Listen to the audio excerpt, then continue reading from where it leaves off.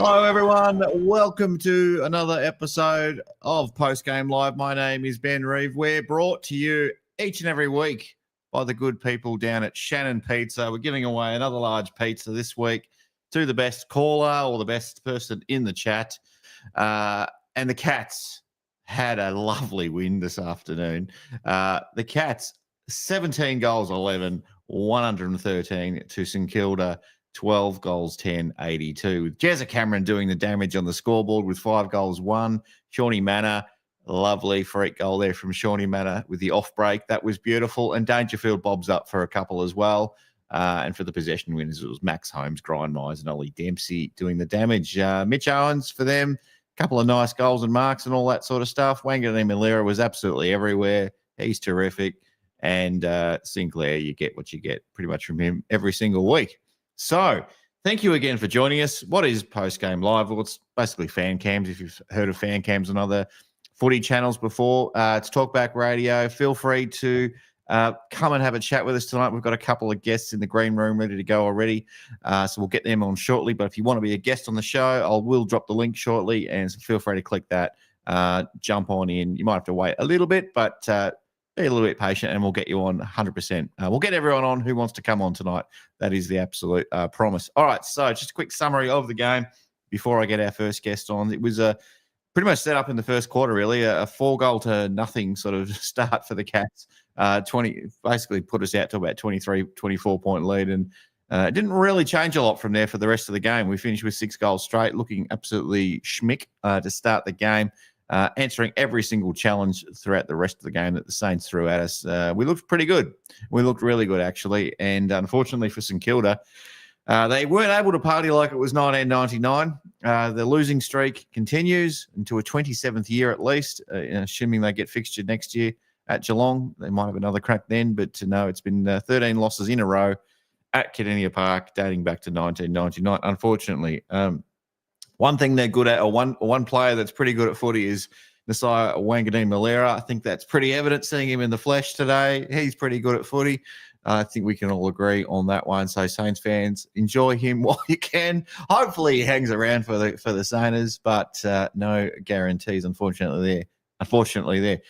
Big clap, big golf clap. Ollie Dempsey, 50 games for you as well. For me, I'm going to get to my 3-2-1s before I get the guests on because I always forget to do my 3-2-1s. I'll start with the players I thought were good tonight, though, or today. Grind Myers, pretty good, very classy. I did like his couple of bounces through the guts in the second half. That was very nice. I enjoyed that grind. Tommy Atkins, as always, the hunger man. You just give so much every week, don't you, Tom? We love it. We absolutely love you. Oisin Mullen, first goal in the hoops, and they play the song. I love it. I was like, who kicked that goal? Who kicked that? And then the song starts playing. Oh! It's Osh. Love it. Well done to him. Ollie Dempsey, as I said, 50 games for Ollie Dempsey. He was pretty good. He was very good, I should say, in his game today. Clever goal there from the pack. Just somehow he just does those things every week, doesn't he? He's incredible. Jack Martin, I reckon, is his best game for the club. Interesting to hear what others think about his game today. Definitely in the first half. He was very impressive. And Connor O'Sullivan's just looking rock solid. Can't see him making way at all this year for anyone. So he is coming to the finals and he'll be there to the bitter end, whenever that may be. Hopefully it's not too bitter. Hopefully it's premiership. Victorian bitter, maybe. Drinking beers after the grand final. That'd be nice. It's a shit beer, but anyway. And my votes today, I'm giving one vote to Max Holmes. Just ran all day. It wasn't his best game. Definitely wasn't his best game. 803 metres, 809 metres gain, 30-yard touches. He was pretty good. Jezza Cameron with the 5 goals. I can't go past someone who kicks 5 goals. It wasn't Jezza's best game either, but we marked Jezza pretty harshly. So I'm going to give Jezza the 2. And Shawnee Manor with the 3 goals, 3. Everywhere today. Nearly a mid-20 possessions or something like that. And 11 tackles. And then including that freak goal as well. Some concerns. Tom Stewart's injury. They're all saying it's fine. I'll put a house on it. No, I won't. He won't play next week. I won't put the house on it. I'll put the swivel chair in the corner of the garage. I'll gamble that. The old swivel chair that's looking a bit worse for wear. I'll gamble the swivel chair that Tom Stewart. Tom Hawkins definitely won't be playing, but Tom Stewart also Won't be playing against North next week. I don't think they'll take the risk. Dangerfield, his stats will say went okay. I think anyone who was at the game or watched the game thought, I don't know. Things were a bit off with Danger tonight. And DeConning, first game back after a little while. Some time away. He looked a bit rusty, but he'll be better for the run, you'd think. North Melbourne, as I said, next week. They haven't beaten us in 13 attempts, North, so you'd have to pencil that one in pretty quickly. Pretty early, I'd say. Just a quick look at the chat. Hello, everyone. Hey, Mark, I see you there. Ocker, Gary, how you going? Your pizza voucher is on the way. Unless that's a different Gary I'm talking about. I can't remember. Amy, hello to you as well. Marty Sparlock, welcome back to the chat. And Bussy Sneffer there as well. Who else we got? I think that's it so far. Hello to everyone else watching. We are coming to you tonight from Facebook and the wonderful world of Twitter. So, yes, thank you very much for joining us. Thank you to everyone watching us on a replay later on. Jack Martin was really impressive early. Yes, he was. He did fade a little bit, but helped set the game up early. All right, enough of me. Shut up, Ben. Let's get the other Ben on. Here he is, Ben Harris. Hello, mate. How you going? And I'm so sorry to do this to break your heart, but Sheen Mullen did not kick a goal. What? That was Ollie Dempsey. Oh, they played this. They played the wrong song. They put it on the screen. I got so confused, but it was not him. It was Dempsey. That was the goal. Oh, you are kidding me. I know. I thought that as well, but on the replay, it was Dempsey. And you know what? You're going to be disappointed too because I can't find your little graphic. I can't find it. Someone's deleted it. I'm going to blame Paul. I don't know if it was Paul. Oh, no, here it is. I found it. There you go. Round 9 plus. We've got to update that. You are the round 9 pizza winner, but we're going to have to come up with something new. I keep meaning to update that one. Man, they took it off him. Well, I never kicked it in the first place. Geez, I look stupid now. Well, it's not my fault. They played the song. I'm blaming the club. The song. They had it on the screen, some graphic for his first goal, and who's pushing the buttons at that club? Seriously. Yeah. What'd you think of the game today? While I sip on my hot coffee in the cold garage. Just what we had to do, I guess. Nothing too special. Pretty much from when we kicked the first 5, it just I don't think the margin was ever bigger than 5 goals at any point. I think it just stayed. I think it got to 6 and a bit. Six goals and a bit, but you're right. Not a lot. It didn't really blow out. It pretty much just stayed within 3 to 6 goals for most of the match. Pretty much, yeah. They were capitalising on clearances as well a lot early, but we were just just able to defy that, I guess, and we really moved the ball. We didn't really play along the wing. We did a bit in the first quarter, but we were going down the centre a lot, I reckon. Something we don't usually do at home. Usually go either side of the wings, but yeah, we were going more centre today, I thought. That's an interesting observation. I wonder whether that's a deliberate thing that the Cats are getting exposed a little bit. Or the way we play, other teams are starting to figure it out and say, we need to maybe change things up at home. Maybe I'm looking into that too much, but I did notice that as well. The Cats were playing through the middle a little bit, possibly the opponent letting us get away with that. And they were doing the same thing as well, going through the centre a lot.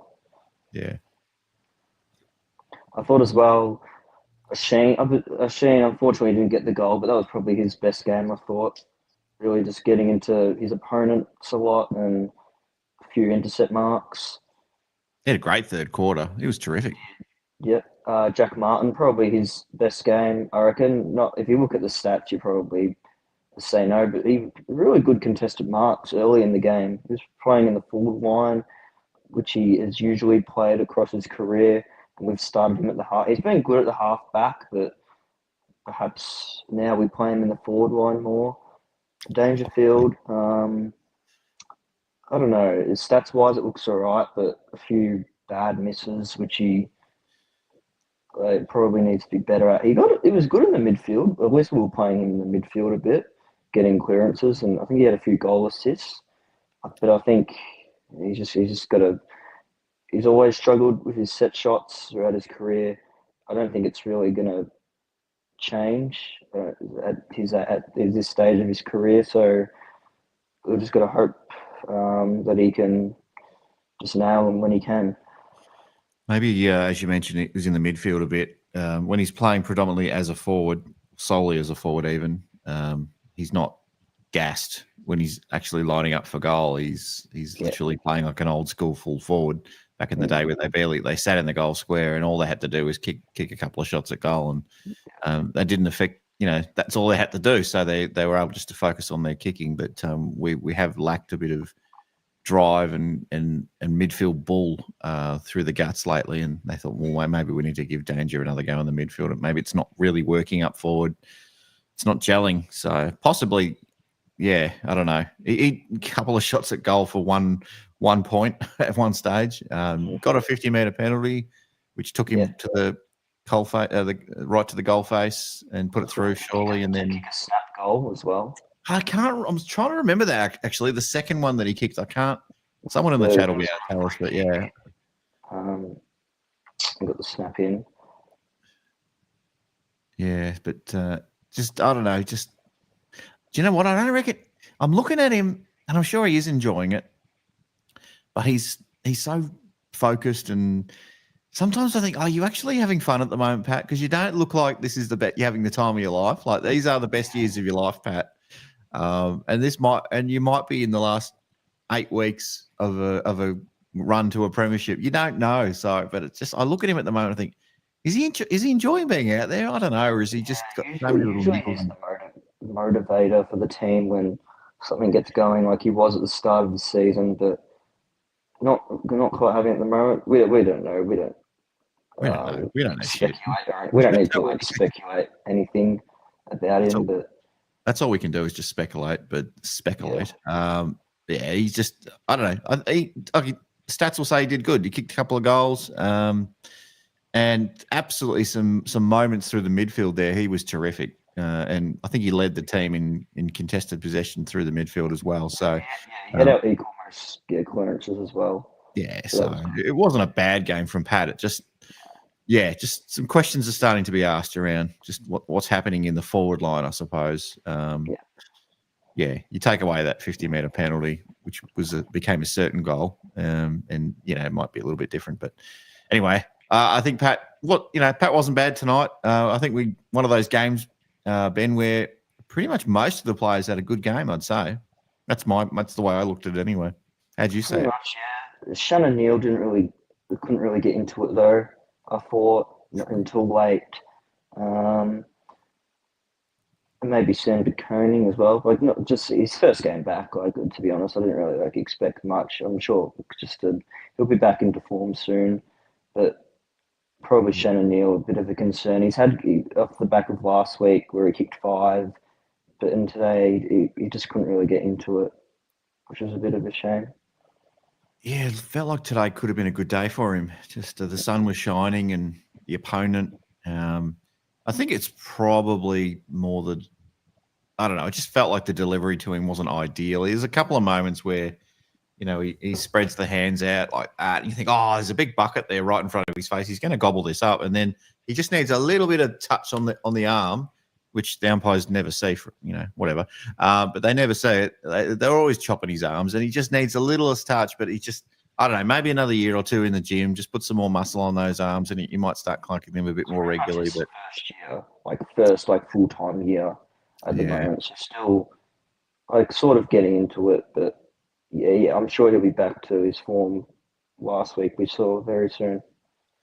He's just like to use a basketball reference. Sorry, everyone who hates basketball, but going up for the shot and copping a hit, but still putting it in and saying and one. He just can't sort of do that at the moment. He any level of contact, he just can't seem to clunk it. So every now and then he'll bobble up, and I don't think he had a bad game. Actually, I think the effort he was putting in for 4 quarters was there, 100%. And there's a couple of little things he did which were really helpful to his teammates that led to goals. It weren't things that'll count on the stat sheet, but yeah, especially he had a crack right to the end. So I'll say that about Shannon. Didn't quite hit the scoreboard today, but it was probably Jez's turn this time.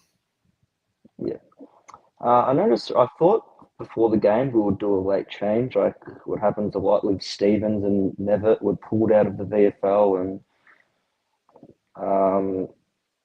someone, maybe it could have even been a Dangerfield goes out or something. Didn't happen in the end, so Not yet. not sure what happened there, but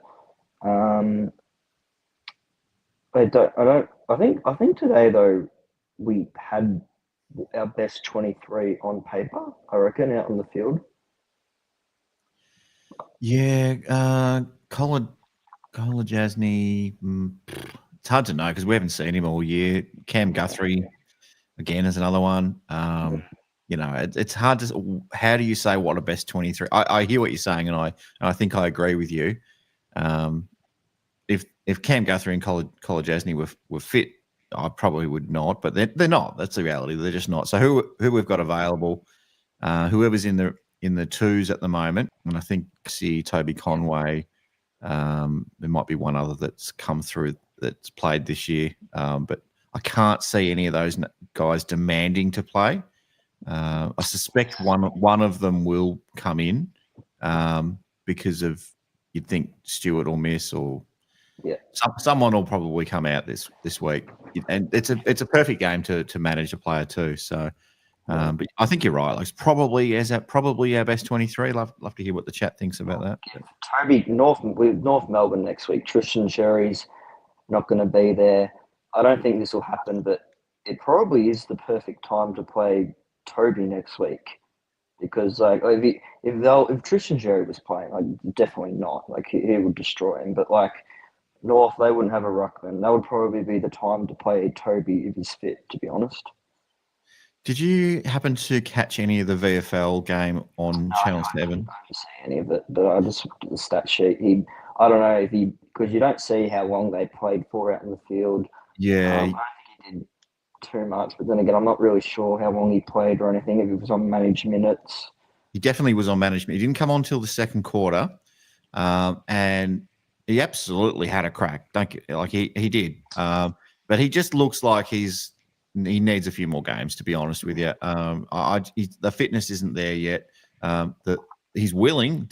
Goodness me, was he having a crack in the VFL? He got pinged a couple of times because he just tried to do too much. So he hasn't got the feel for it yet, and he probably doesn't have the petrol in the tank just yet. But poor old Reece Stanley, he's been a workhorse for us all year, and he needs a break. So I think Reece, as much as Reece probably doesn't want to lose his spot after putting in so much effort all year, he might also be wanting a break at some stage. Maybe the Essendon game or the Richmond game at the real back end of the season could be ones to bring Toby in if he stays fit, if he doesn't have another coughing fit somewhere. Yeah, I think Toby needs a crack at some stage, I reckon, just to get a game. You have to get a game. You've got to. I mean, if he's not signed him for a few extra more years, so yeah, we just need backup for Reece not being there, and you play someone like Blitz or DeConning or Shannon Neal in the ruck. It's fine, but Reece plays 50% of the time, maybe 60% of the time in the ruck, and you can't. You're robbing Peter to pay Paul if you make Blitzarves or someone else do that, and I don't know if that's the answer. I think I'd rather just swap a ruck for a ruck if Stanley does go down. Stanley's the best 23, and he should be playing finals if we get there, and hopefully we go pretty deep. Comment in the chat. I think Stanley was pretty good today. Yeah, Gary's saying I thought Stanley was good. I thought Stanley had a crack and looked like he wanted to show Rowan Marshall a thing or two. A lot of talk about Rowan Marshall potentially on the move. Yesterday, in fact, he's in Paco getting a haircut. Is he really? Yeah. Looking at some property down this way, and while he's here getting a haircut. He said that they were staying the night in Geelong, so they was either staying or having a secret meeting. You never know. But so you talked to him, did you? I just said, I just said, yeah. I was in the day. He said, my dad said to him, you're here a day early, and he just said, yeah, we're staying the night. Wow. Was he staying at the farm? I wonder if he's at the Stanley farm. That's where everyone stays, don't they? The guest house there. That is interesting. That's breaking news, Cats fans. Rowan Marshall getting haircuts on Paco, and let's just add a bit of speculation: shopping for houses in Geelong West. Let's just say that's happening. So yeah, Just you sit heard it by here first. himself. There's no other teammates with him. There you go.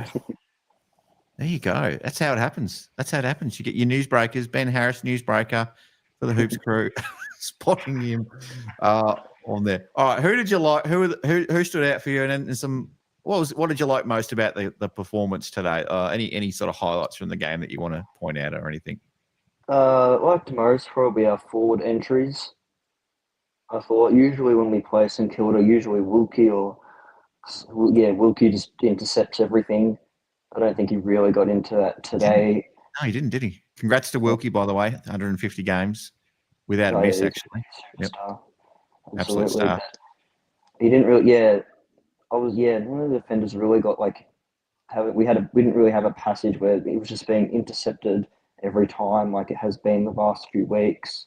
So I thought our forward entries were a lot, and St Kilda have a pretty good back line, so like they moved me down, but I really rate their back line, so that was really good.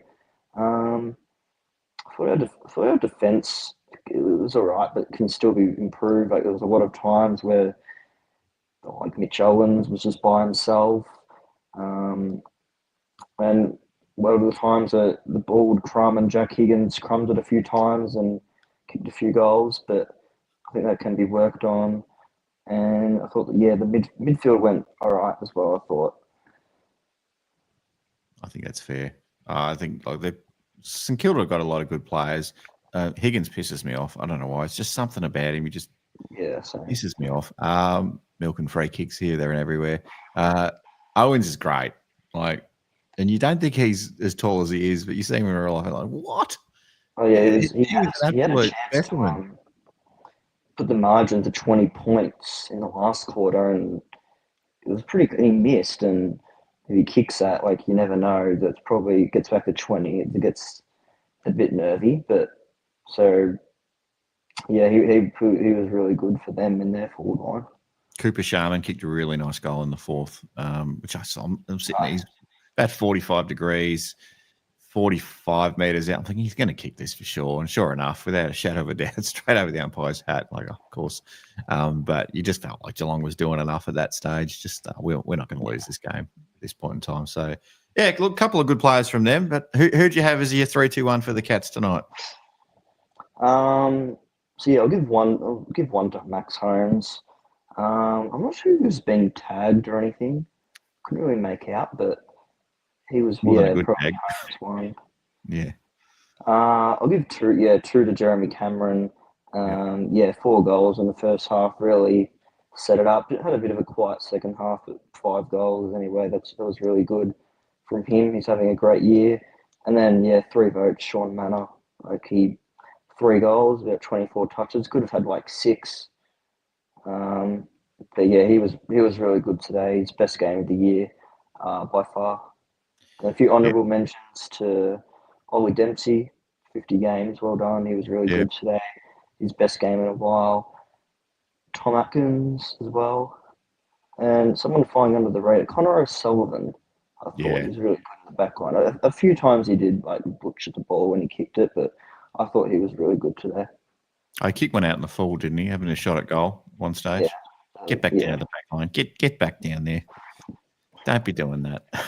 No, he's good. No drive-bys from you today? I mean, you kind of had sort of a half drive-by at Shannon Neal, but not really. Any other? Not really. Didn't really see anyone who had a bad game or anything. A few like not as good as what they usually are, but I think that's all right, and just happens at times.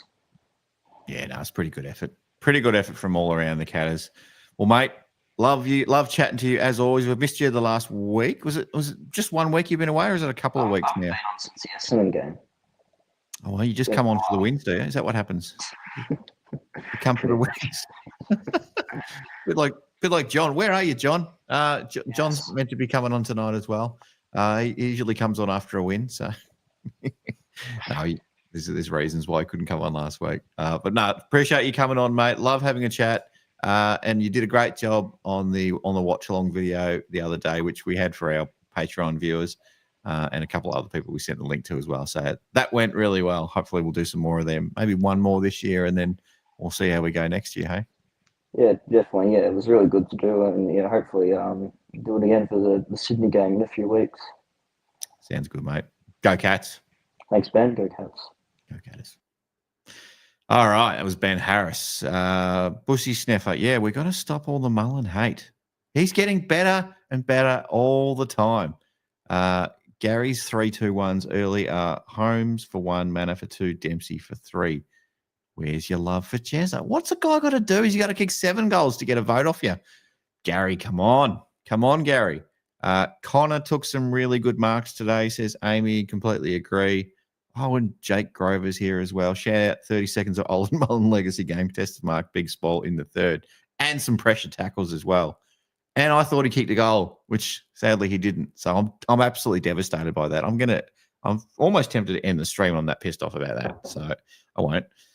Now, I did promise, didn't I promise I was going to share the link? Yeah, I'm going to share the link to the chat. If anyone else wants to jump in the chat, boom, there you go. Done. All right. It's time for the Vellas. Here they are. Oh, get ready. Here they are. Hey, guys. Oh, look at you. How about that?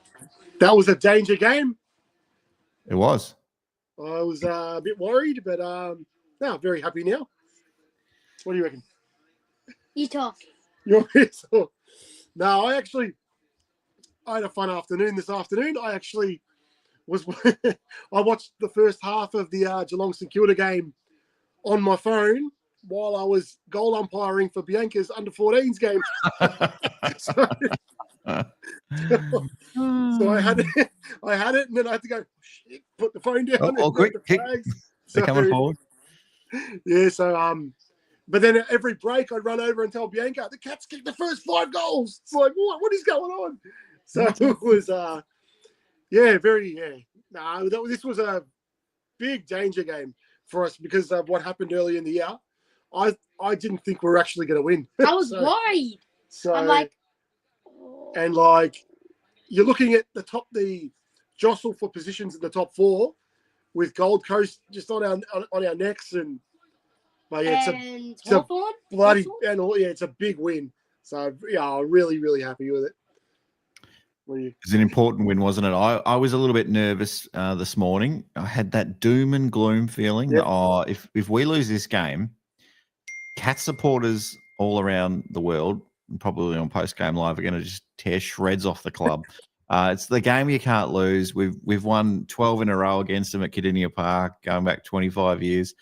The fixture from heaven. It's absolute joyful. And dropped this one, but we didn't. Thankfully we held on and we did the damage, as you said, in the first few minutes of the game. 4 or 5 goals straight off the top, and then just sort of held my arms bay like an annoying little 4-year-old.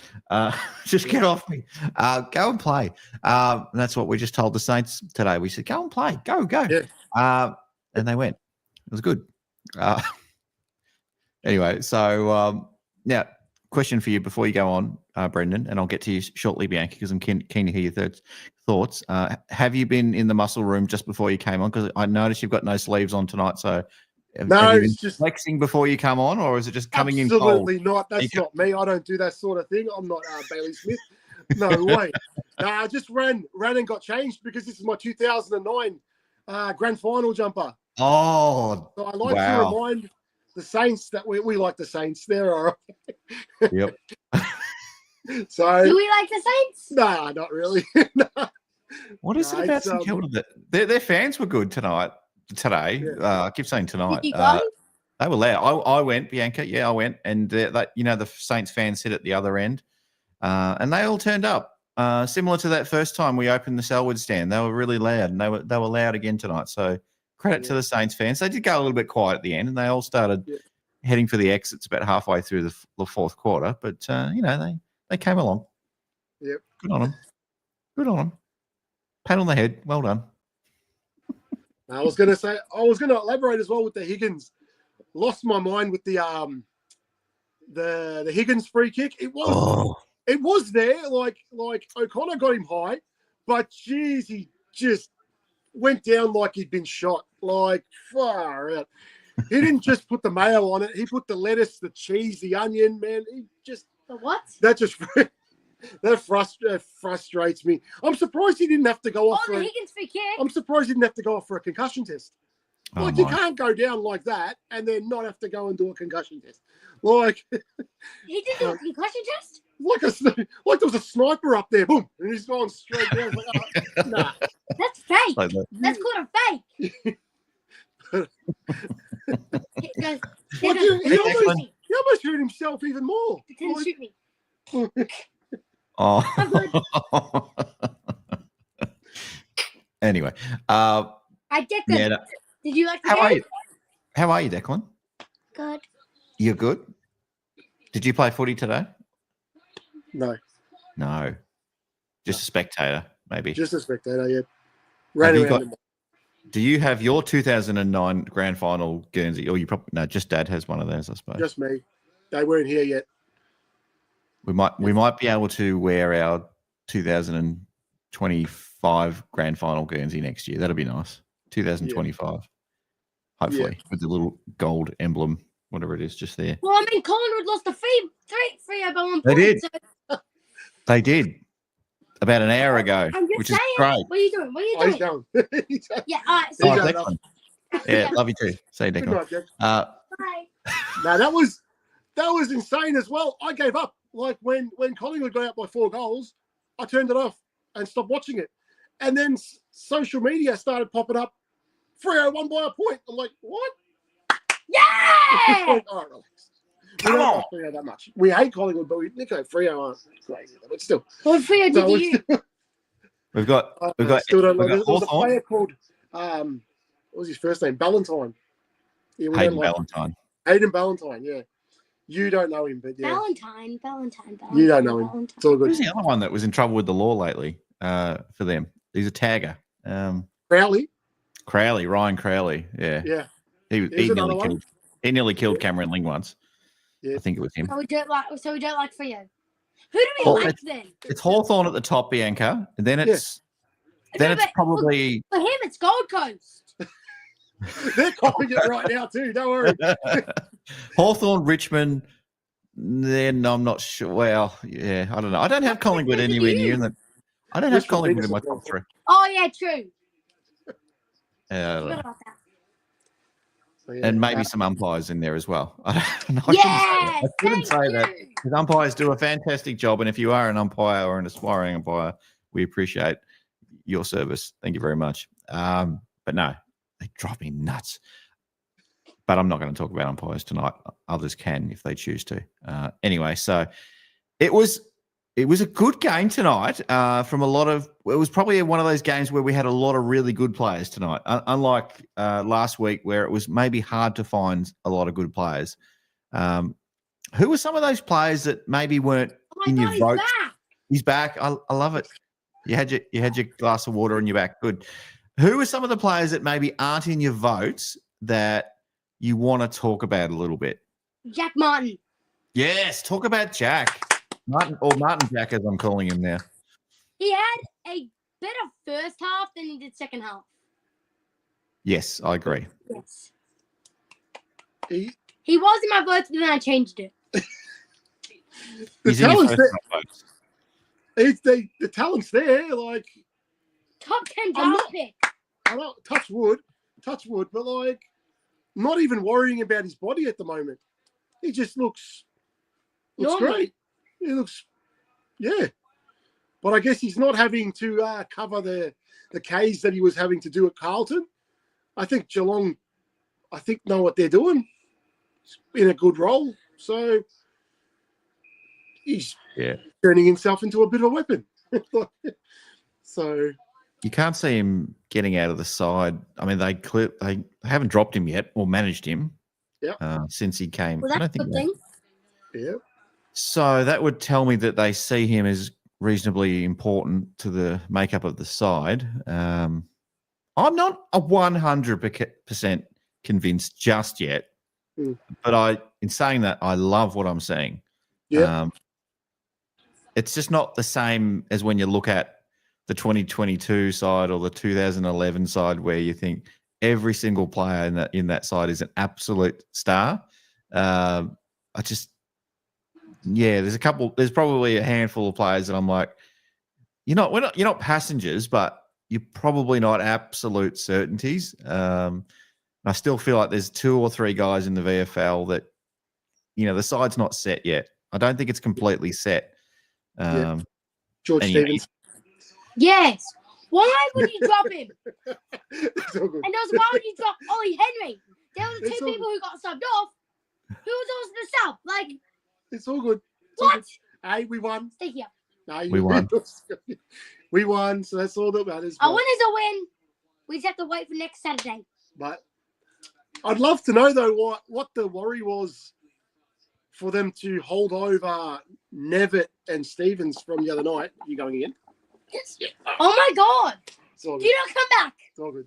But He's I'd love all right. to know. There must have been some players that had a cloud on them because they held over the 2 of them. And I feel for Nevitt because he misses a week of footy. Yeah, I know. It's a bit of a shame That's because kind of not fair. he needs games, doesn't he? And George Stevens, that kind of made a bit of sense. 2 games in the big leagues. Yeah. Does take its toll. They hit a bit harder. The games are a bit faster. Emotionally, it takes its toll as well. Like, oh my God, I've just played 2 games of AFL footy. My head is spinning at the moment. Might have been a good thing just to have him sort of step back for a week, have a different look at it from the sidelines. And I just feel like it's hard to get back in. I mean, we managed Jed Buse for 1 week, and he hasn't been able to make it back into the side after being managed. Yeah. So poor Jed. Justice for Jed. Played great too, by the way. Jed Buse Like with the VFL, yeah. on He told Saturday me- night. He told me to play like Jed. He told me to play like Jed. Yes. Who did Jed tell you to play like Jed? No, I did. I was going to say Jed we- talking about himself in the third person. That's not like Jed. Come on. Nah. We watched the VFL the other night, and I was like, because she's playing defense at the moment, she's like, which player should I be watching? And I was like, yeah, Jed Buse. Watch Jed Buse there. And yeah, it was good. He had 29 disposals. He told me to watch number 62. Yeah, Herbert, but he got injured. Herbert Did he? got injured. But Sadly, yeah. but Oh, yeah. yeah, we were all right in the VFL, but just fell apart. Did we win? Yeah, we lost. If we had George Stevens, we would have won. Yeah, that's not fair. Cowardly. Cowardly, as Dad says. Cowardly. Cowardly. Is that Dad's buzzword, is it? Cowardly. I just said it because, like, I don't know, I was disappointed, all right? I was just a little bit, I wasn't angry, just a bit disappointed. Nah, because, like, I don't know, I thought the team didn't play well last week.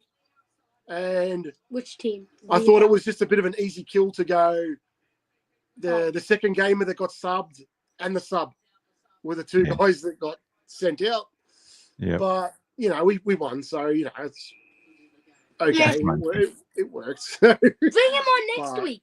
We're I don't versing a Tristan Sherry not playing North Melbourne. So When should we play Toby Conway? Because I was speaking to the other Ben a few minutes ago, and I watched the game, and I thought Toby needs a few more games, I think, but because he just came back.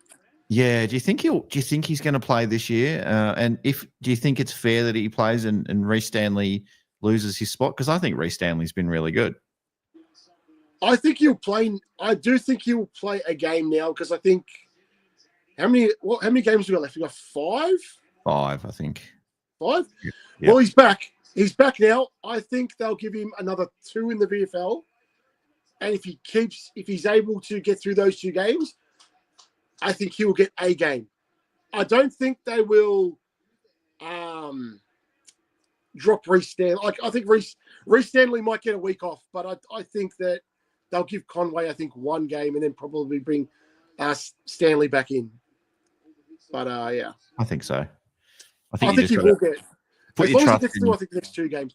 Because he turned that VFL game around after quarter time. Oh, He yeah. wasn't getting a ton of the ball, but it was just, he's He so was big. jumping on it. He's just a big guy. Like, so he just gets his hand onto it, and even he's clean with the ball. He's not scared to take him on. But, Yeah, I know. He probably should be a little bit more scared because he got caught about 3 or 4 Yeah, he times. got, towards the end, he started getting caught. He's trying to take him on. I'm like, oh, Toby, just kick it, mate. Yeah. I'm like, but But, I love the attitude though. He was like, get out of my bloody way. And but yeah, he's just not quite got a sense, game sense just yet. Sometimes you just got to get it on. Sometimes you got to show a bit of aggression, which clearly what he was doing, and I'm glad to see it. But there, maybe just a couple of times where, but that's VFL for you, isn't it? You know, the decision making's not what you'd expect at the AFL level, so it's kind of hard if you're an avid watcher of AFL football and then occasionally watch some VFL. It is a bit of a shock to the system, but you're better off picking one or the other sometimes for your own peace of mind. I find it hard. I get so angry. I was so angry last night watching it on the telly. And I'm like, gosh, mate, they're just 18-year-old, 19-year-old kids. Give them a break. And some other guys that just a little bit below the level, so the AFL level. But anyway, look, is Mitch Nevitt done this year? Can you see him? I mean, I talked before about the 3 or 4 guys that may come into the best team. Cam Guthrie's, I haven't included him in that conversation, but do you think there's room for George Stevens in the finals, or do you think there's room for Ted Closey, or they've seen enough of Ted and Jack Clark? No. Who? Jack Clark? No, I don't think Jai Clark. I don't think Jai anymore. I think maybe Jai has to go away and work on things. A bit like Ted, maybe one more year. I think they've got a big summer coming up. Those 2 guys, like Jai Clark and Mitch Nevitt. What do you mean a big summer? Big summer, big preseason. Because next year's, I mean, you'd think they'd get another contract for next year, but they got to really. Will both of them be at Geelong next year? We don't often trade players, but Ted, to me, is one that might want more opportunities. Yeah. And has shown enough at the level that there should be some interest in Ted, you'd think. Yeah. I don't want to get rid of. I do not want him to go. No. But I can see a scenario where someone like him or a Mitch Nevitt or a Jai Clark, probably not so much Jai Clark because he's local, but I don't want to lose him. But it's what every year it happens, Bianchi. Like we lose 6 or 7 players, and there'll be a couple of retirements, and Stanley won't retire for 5 more years. He just keeps going, doesn't he? He keeps going. He's coming for Tom Hawkins' record. He's coming for the game's record. What about Patrick? Nah, he's Do got you think Paddy will retire, or because he's got one more year? Yeah, he's got one more year. I think he signed a 2-year deal at the end of last year. Yep. Unless he decides to cut it short. If we win the premiership, he might. Paddy's like Wolverine, Hugh Jackman, till he's 90. Till he's 90, yeah. Until he's 90. What's that? You can't watch when you're older. You watch Deadpool and Wolverine. You'll know. It's a Deadpool Wolverine joke. It's basically the actor Hugh Jackman keeps coming back to play Wolverine. I think he's played him about 16 times or something like that in different movies, and he keeps saying he's retired. He's never going to play Wolverine again, and then they dangle a big bag of cash in front of his face, and he decides to get fit and put the claws on again. I know is he watches Dexter. That's all I know. Yeah, you don't know what Dexter is. Okay, it's all good. But what else? And Tom Stewart got injured in the 3rd quarter, and I think it was a guard knee, but Chris Scott said he'd be okay. Did Chris Scott? How do you know Chris Scott said? Where'd you hear that? AFL. Oh, yeah, AFL. He'll be fine. He'll be fine, but he might rest him a little bit. I think he'll get rested. Get him ready for finals. Exactly. What's the harm in giving Tom Stewart a rest next week and playing? Who would you play for Tom Stewart? George or Stevens. would you? Jed Hughes. Oh, hang on. There's one other player we didn't mention that could come in still. Jed Hughes, you said, but we haven't talked about Mitch Duncan. And I'm keen to hear what Dad thinks about Mitch Duncan being in the best 23.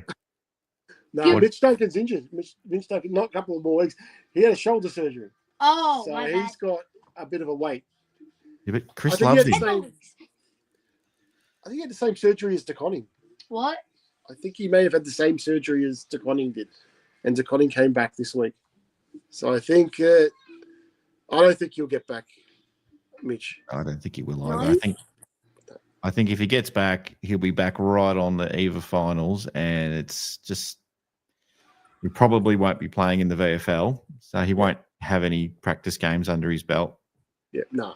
It's I too mean, much. they didn't bring Hawkins. They didn't bring Hawkins back for finals last year, so I think they're gonna do it for Duncan. I think that's the hard calls that they make. So, yeah. And if we does play, it might be because we've been absolutely decimated, and that's I the hope only not. reason. So you kind of hope that's not what's going to happen. Or Yeah. like Essendon. Yeah, they're decimated. Yes. Right. Yeah, exactly. Tell me, what was your favourite goal tonight? Because we had some absolute crackers. We had a Sean Manor one, and we had a Jezza one, and I think Ollie Dempsey kicked one, which I thought was Oisin Mullen, and I danced and I danced and I danced the Irish jig, and then it wasn't Oisin Mullen. Did you hear the song? The song played, yes, they played the song, but it wasn't Oisin. Jezza was the best. Jezza's goal was the best. Jezza's one was the best. Seriously, he does it every week. How do you do it? No. How indeed. The danger's miss was the worst. Oh god. Oh, Vikings yeah. fun. Hey, you hit the post. What are you doing, Skipper? And then he missed one from the other side. That was harder, that And one. I'm like, Bo, Yeah. lock in. You're a skipper. Lock in. You would have Captain's kicked it, goal. right? Yeah, I would have kicked it. Yeah, I Bianca would have would have kicked it with the same ball.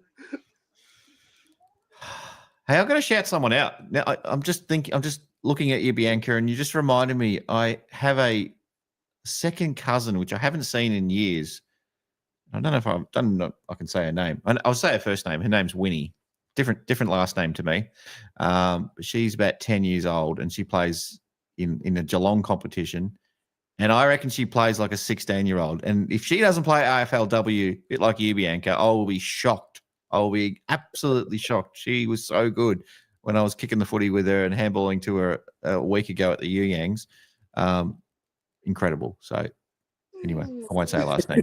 I haven't spoken to her mum about talking about it tonight, so I don't want to name her on the show. So Jezza was the best goal. And we didn't have any really good marks tonight, did we? He said no. I said Manor. Manor was the best goal. The off break. Got the bounce. The Gary Now, that's a hard Lyon thing off to break. do. Oh, nah, Jezza's. I stick with Jezza. Jezza's goal. Yes.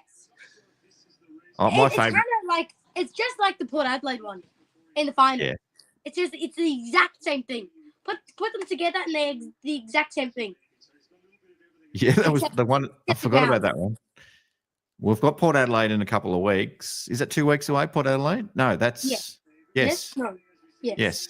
That's the one where Ethan will be coming. He must be he's in the green room at the moment, ready to come on after you guys. But he will be at that one, and he should be getting on the plane very soon, I'm imagining. I'll find out all the details very, very soon. But if you are in Geelong that game, we are all catching up at the Little Creatures Pub. So I'd love to see you down there. I'm sure anyone who's going along to that would love to see you, all three of you as well. Maybe even your mum. Not that she's ever come on the camera before, but she's always welcome if you want to get your mum on at some point. So She's watching it right now. She's watching it in the other room. She watches Mum. every week. come on the show, Hi. Mum. This can be your debut. Come on. See? Ben's Debut. telling you. And Debut Dr. Paul as episode. well, to come on. Hang on, Come Mum. on. It's all ready. There you go. Come on. Mum, let's go, Mum. Mum. Hang on, I'll be back. Oh, all right. While she's fetching Mrs. Vella, when are you seeing Fantastic Four? Because I'm seeing it on Wednesday night. Okay, she's coming. I haven't looked yet. I haven't made it. I don't even know. Does it come out this week? Yeah. Oh, here it comes. She's coming. Come here, wife. Come here, everybody. Yay! Hello. Yeah. How are you? Everybody. Everyone's on the whole Vella family.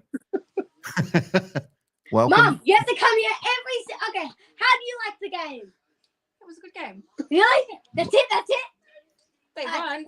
I tipped St.Kilda, which is why they won. She tipped St.Kilda. Can you believe that? She tipped St.Kilda. She tipped St.Kilda. Well, she's hedging her bets. She's just wanted to. She tipped Richmond last night. And Carlton. Wow. And Carlton. You've got more than me. I'm not done very well this week in the tipping. So. Yeah, me too. I suck.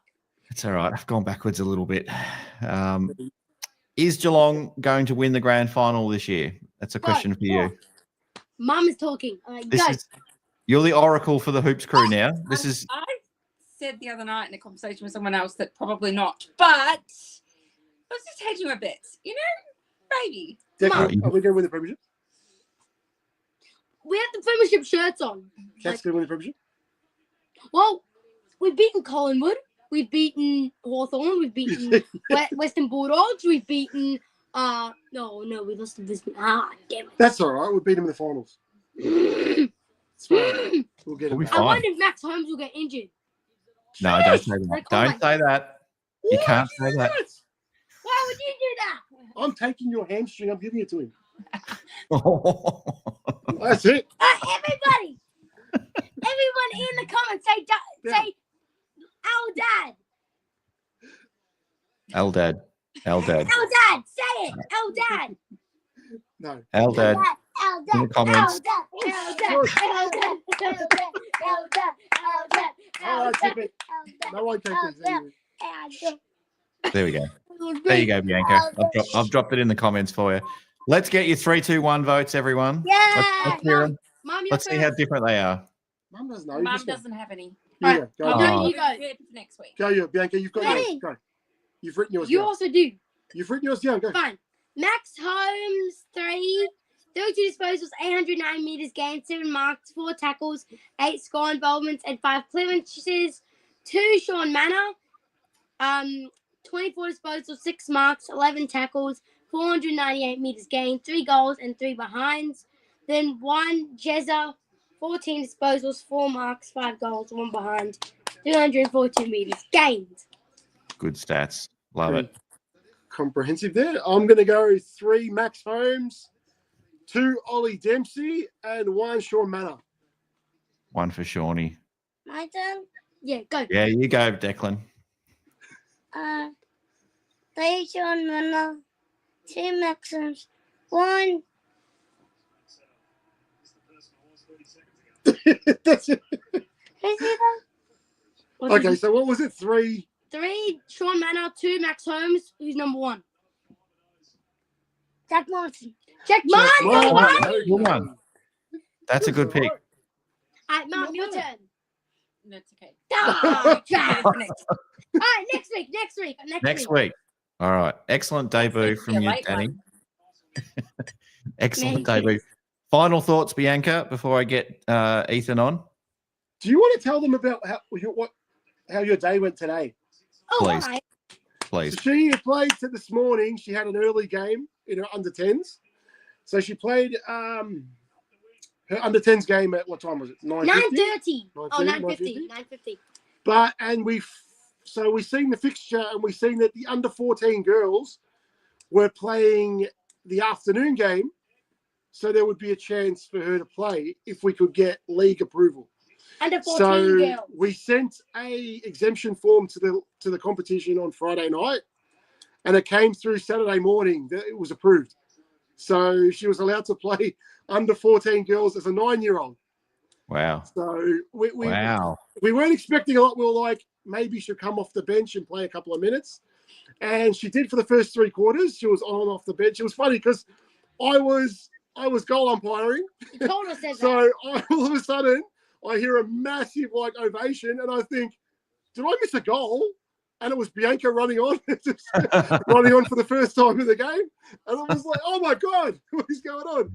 So, yeah, for the first 3 quarters, she did really well. Like, she got a few kicks. Good. And the last quarter, they put her in the midfield. And she just Wow. absolutely took the piss. Just like, Couple of standard clearances, Bianca, Yes. bursting out of the pack like Dangerfield, just driving the ball They deep to the got top of the goal goal-saving square. tackle. How just many? kept getting the ball. And then with 15 seconds with to go. 15 seconds to go, she catches a girl holding the ball in the center square and gets to hold the ball like as the siren goes. So And it I'm like, was, Yeah! it was. And what did you say? You said some of the girls kept asking you, "How old are you?" Yeah! And I'm like, 9? You told them the truth. I would. Yeah. Yeah, I'm 14. Yeah. I just got my license. You didn't take any rubbish from them, didn't you, Bianca? Like, they didn't try and bully you or anything like that because you're younger. They good. Just tell them to worry about their own game. That's the way to do it. Yeah. Beautiful. All right. Well, thanks for coming on, Valor family. The chat absolutely loved it. And well done, Bianca. You are a star, says Mighty Sparrow. Oh, okay, what do we say? Well done. I thought you were going to say go Richmond. Good. Well done. Yeah. They're fellas. That's fun. That's a good family. They're good people. All right. Here he is.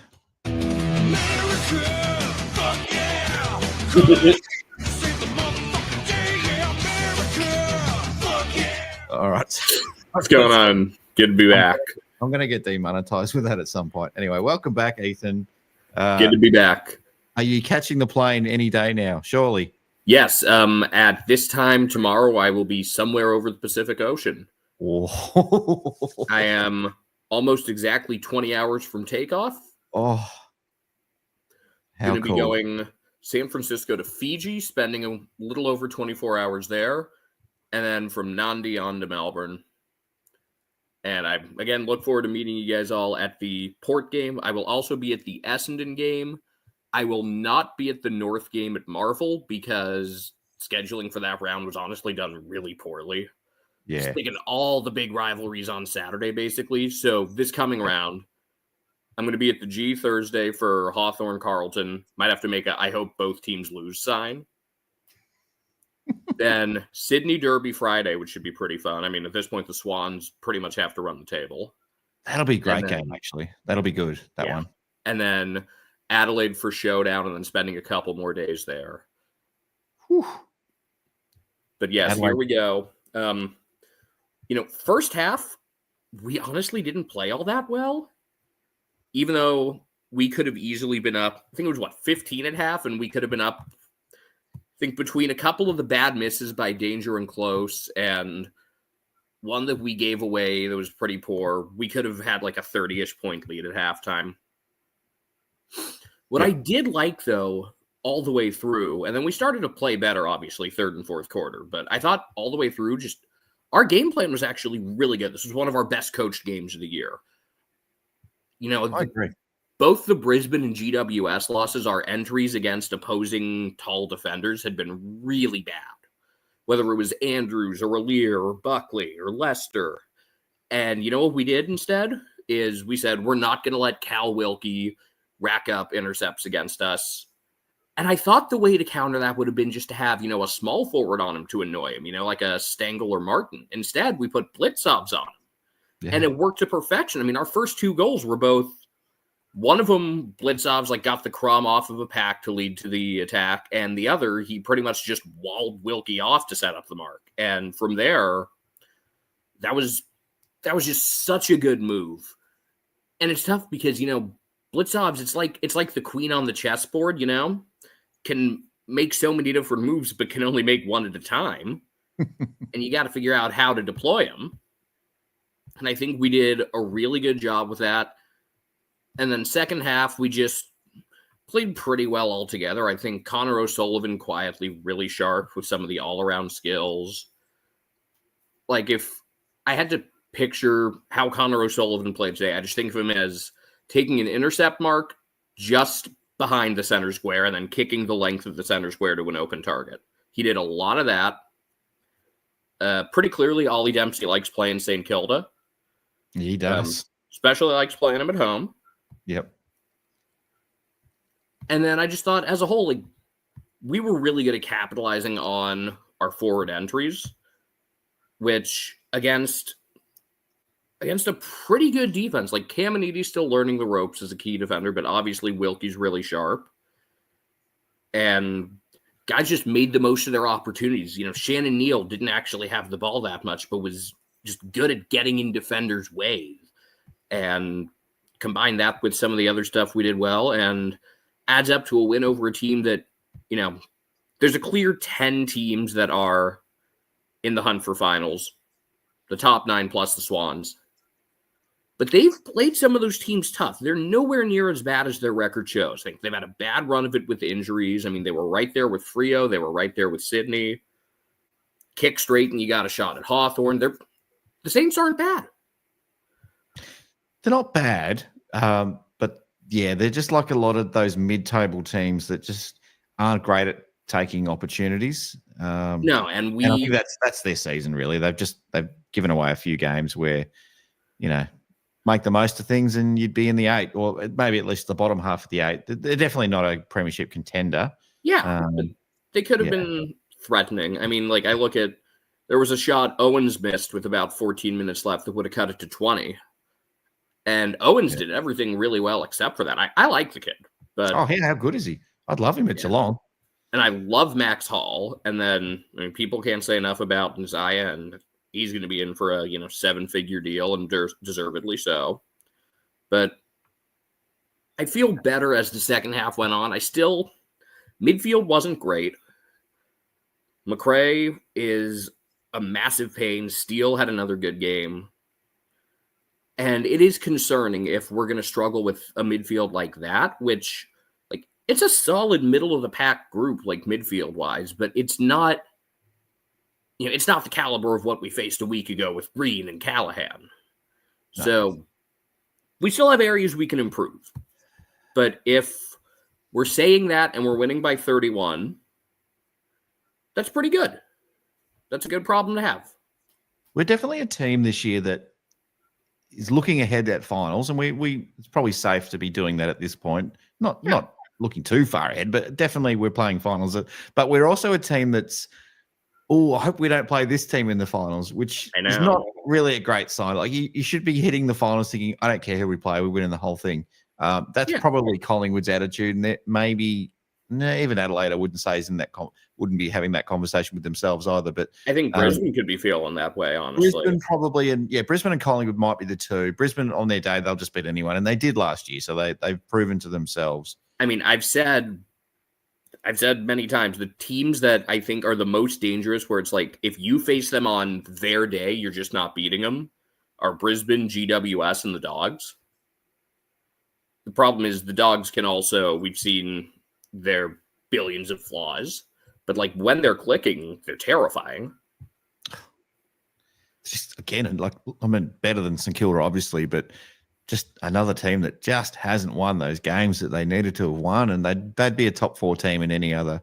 If they could just take that extra step, they would be a genuine contender up there with Adelaide and Geelong and Brisbane probably. It's like they plug one hole and another opens up. Yeah. Yep. 1 minute you get, like last week, Kennedy has a down game. This week, Frazier struggles, or, Lobb has a down game. Like, they can't seem to put it all together at once. But I still maintain that our biggest strength, and Collingwood's as well, is that on a decent day, like us, a 7 out of 10 game from us is better than a 7 out of 10 game from almost any team. And I think we saw that again today to an extent. I think so. I think our plan A, and we hear this a lot, Geelong has no plan B.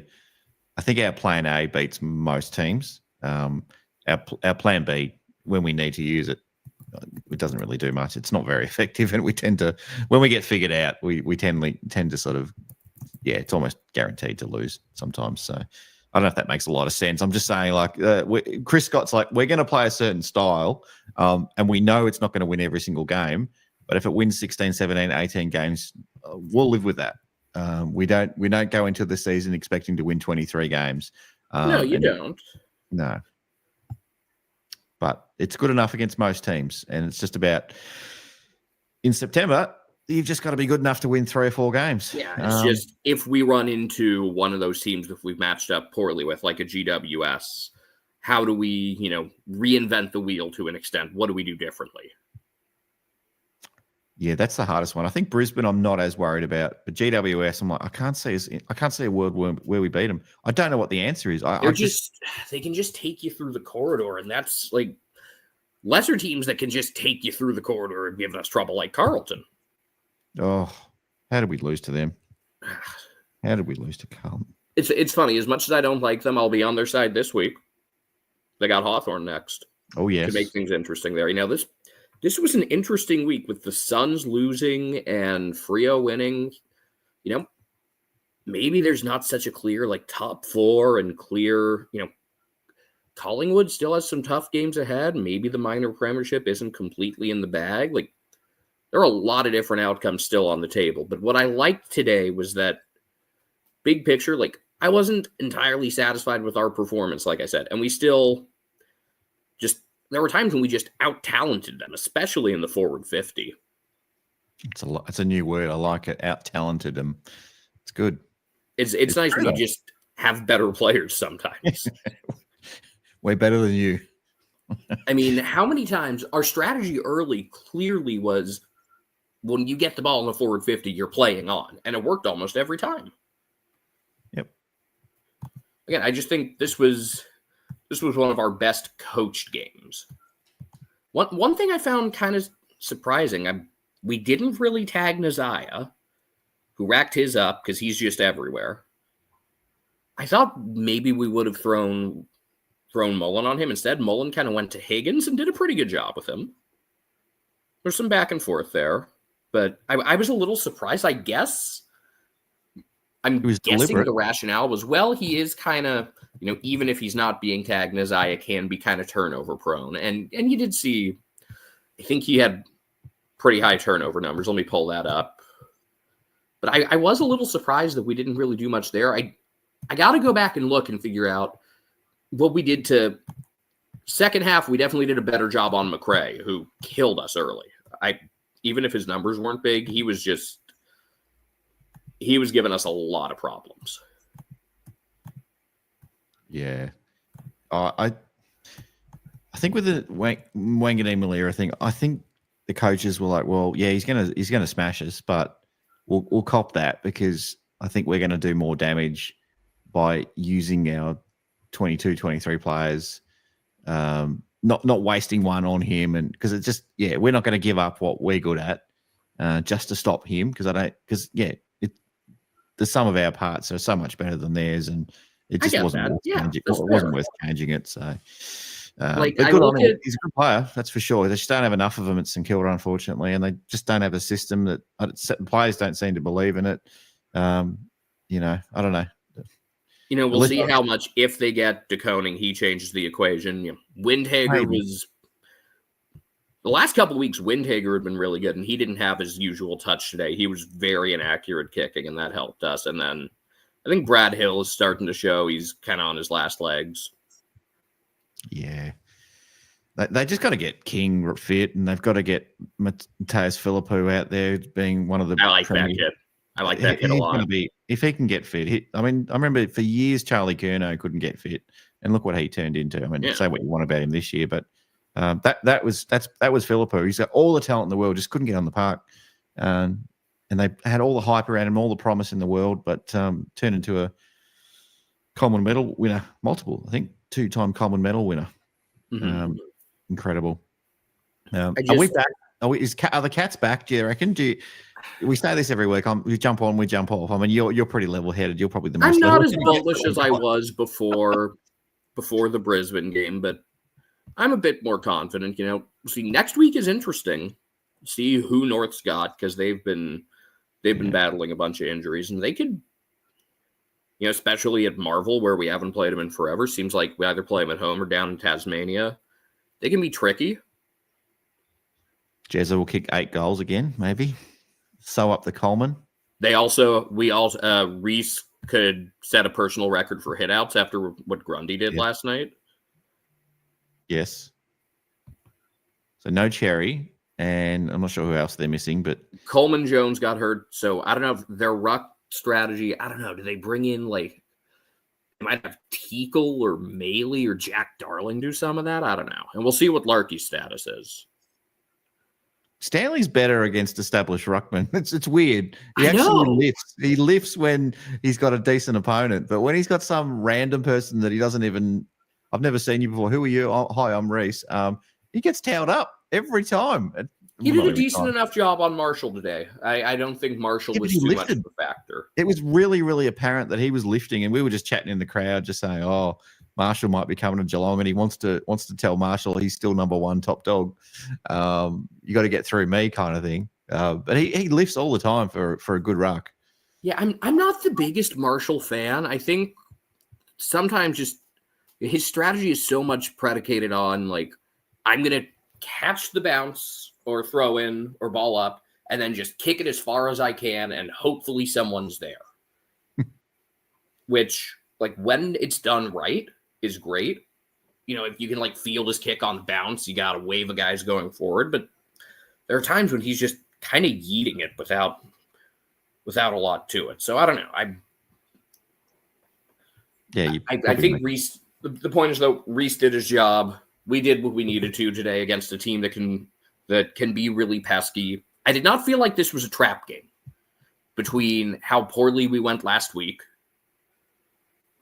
and just knowing how well the Saints have played us over the last couple of years. And I think we handled the challenges needed. I'm gonna add a third guest to the chat just before we let you go, Ethan. Oh yeah, because Paul wants to quickly jump on for 5 minutes, and I don't want to end your call just yet, but I want to get him on, and I don't know if you've. Yeah, and I don't want to take too much time. I know Kiri wants to get going, and he's Kiri's sunning it up there, having a great time, looking real sharp as we can see just his eyeballs on the back end at the moment. He's got his glasses on. You got the cat's hat on in the chat as well. We'll get to you very, very quickly, Kiri. Don't worry. I'll get out of your hair nice and quick too. I've got 5 minutes before I've got to jump into another show. So good to chat to you though, Ethan. Only a couple of weeks to go, right? Yeah, I'm flying out tomorrow night. At this Holy shit. In 24 hours, I'll be somewhere over the Pacific Ocean on the way to my little stop in Fiji on the way. Very exciting. Keen to have you on board. Super excited. I don't know how I'm going to even sleep on the way. Don't sleep. Need a few airport beers to knock me out. You're bloated though. Or don't sleep and just keep having airport beers. Just watch That's grand true. final That's replays. That's also an option. Just get the grand final, like one or two of the grand finals on your phone or your iPad or your whatever device you're bringing, and just watch that on replay. I don't know. Maybe there'll be a couple of good movies on the plane. Who knows? Got like 12 hours of podcasts saved up too. Exactly. Paul, are you going to be at Little Creatures? I know you've been saying all along. You're definitely going to be there. Cool. I'm there. Excellent. Blocked out the day, made sure my wife's not doing any photography on the day so that I can get out there on time. And Great. 12 o'clock, Little Creatures, beers. Keen. Yep. I love Little Creatures, the beers too. So, yep. They were going to open up a San Francisco location and then COVID hit. Oh, really? Yeah, they were going to open up like down the street from Chase Center. Ballast Point, which is a San Diego brewery, ended up getting that place, which they're solid, but it would have been cool to have it. That would have been great. I mean, Little Creatures is nice in Geelong. It's not. I mean, I've been to better places, but it's nice. It's not. I actually haven't. Yeah, I don't been know about there the actual venue, but the beer's good. The beer's good. Yeah, I haven't actually been there before a footy game before, so and done the march. I think we timed it at about 16-minute walk to the first. I've got a whole bunch of breweries to hit over the course of the time between being in Melbourne and Adelaide and Perth and everywhere else. Very nice. I'm going to jump into footy talk. I heard you guys talking about Plan B and the lack of it. I feel like we saw it today. And to be fair, I think Ben was mostly the one driving the lack of Plan B conversation. It's always Ben. Thinks we're a middling club and cries the second we lose a game and all that sort of stuff. No, I feel like, and the data kind of backs up as well. We are typically a kick first, handball second sort of team. I don't know if you noticed the script was completely flipped on that today, numbers wise. And I feel like the eye test kind of backed it up that we were willing, especially in that, fucking Spurlock. In that second quarter when St. Kilda started, like it was a bit more of an arm wrestle. We've kind of fallen into this trap where, the chain of goals will get kicked against us. And I feel like there was other moves, and I heard you guys discuss it before, of, Mark Blitzar's going forward and kind of changing up some things structurally, but I also feel like the way we played changed a little bit too, and we chained the ball a bit more. We, utilized the handball more than we typically have, and allowed us to get it back up the other end of the ground eventually, and score the other way. I think Geelong did a great job in kind of halting the momentum of St. Kilda when they, because it is the modern game these days. The equalisation measures are in place such that there's no real, maybe West Coast at the moment, but there's no real just, I know that we're going to walk in and we're going to crunch this team by 50 plus points. There's not much of that anymore. And you do have to be on the ball. Otherwise a team can surprise you. And St. Kilda's demonstrated that to us earlier this year. Other teams have done it as well. Carlton, obviously, we've referenced as well. And you got to be on your game. And when we've struggled, we've had big blocks of goals kicked against us, and we've just kind of stuck to our guns and played our way, and it's not worked. Whereas I think in this case, we tried to link up in different ways. We utilized some different strategies, and it paid off. It didn't stop the Saints. We didn't suddenly completely break the back of them and push on from there, but we halted that momentum. There was 3 blocks in the entire game where they kicked multiple goals. And one of them was separated by close to 10 goals with a quarter in the middle. So I just think that was a kind of important facet to the game. That's a really good point. Like when our bad sequences in this game, we were still going goal for goal with them. Yeah. Which, granted, there were, a couple of misses did us a couple of favors there every now and then. Oh, for sure. But I feel like in those periods of the game, especially in that second quarter, I felt like it was a bit more of a handball game from the Cats. And obviously we didn't take over the game as a result, but it kind of was a bit of a circuit breaker, I guess. We were locking it inside our 50 a lot tonight, which is really noticeable. The tackles inside 50 number is quite high. It's been a good really 23 to 5 or something. Yeah. That was really noticeable at the game today.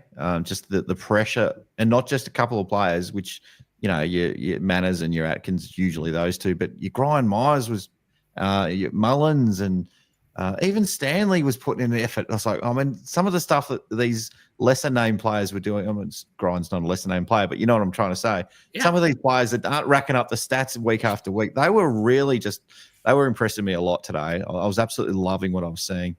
And I think it went a long way to just controlling the momentum of the game. Yeah, agreed. Now I'll disappear because I've got to disappear and do another show. But Ethan, great to chat. Yes. Looking forward to doing it in person in a couple of weeks. Hell yeah. Kiri, keep enjoying the sun out there, mate. I can see on the back end. Enjoy. And no, I don't know. Are you going to be back in the country in time for Port? Come on, fly over to Melbourne. He's not here in time, unfortunately. Yeah, I'd love to explore Adelaide with Kiri. That's a shame, but I understand. Greece is pretty cool too. Look forward to the match review tomorrow, Paul. Whenever you get that, it's all recorded. It's all recorded. Okay. So you just need to slap a thumbnail on it and schedule it for tomorrow, and we'll be good to go. Probably 8 o'clock or 9 o'clock tomorrow. I'm guessing Monday morning. Something to listen to when you start your workday. Ball's in your court now. All right, and then I guess for everyone watching live, I will see you tomorrow night for the Paul James Show. Sounds great. On your Paul. See everyone. Go Cats. Yeah, Brian, 28 pressure acts. And how many assists did he end up with today? I know he could have easily hit 1, and it could have easily been 3. A couple guys. We've been so good at missing shots to deprive Brian of assists this year. It's kind of amazing. I know. Yeah. What's he? Did he have 1? Was it 1? Yeah. No, he should have had a lot more. He wasn't really getting into the game a hell of a lot in the first quarter. Or second, maybe first half even. But then I was just saying to my partner, we just need a bit of class. We just need a bit of Grind Myers to insert himself into this game. And I think it'll really, really turn it. And you could see that in the third quarter. Grind really started to get into the game. It was like, here we go. We're absolutely on now. I thought he was pretty solid first half, but yeah, second half, it really rose to the top. 3-2-1. First off, some honorable mentions. Connor O'Sullivan, Mark Blitzov, Sean Manna, Jack Martin, all really solid. Polished turd, you could go Nazaya, but I'm actually going to go Jack Sinclair. I just really liked some of those softer kicks and kind of mid-range entries he had. He was very clean today. He had a good game. But 1, Jeremy Cameron, he was, his first half was huge. 2, Brian Myers, and 3, I think this one's a pretty obvious one, and I would love to see him get rewarded with the 10 in the coaches' votes. Ollie Dempsey, dominant on the wing. Goal, 25 disposals, 3 assists. Brian was actually game high in score involvements, tied with Rowan Marshall with 11, and then Dempsey was next at 10. Dempsey also 80% efficiency with 40% of those disposals contested.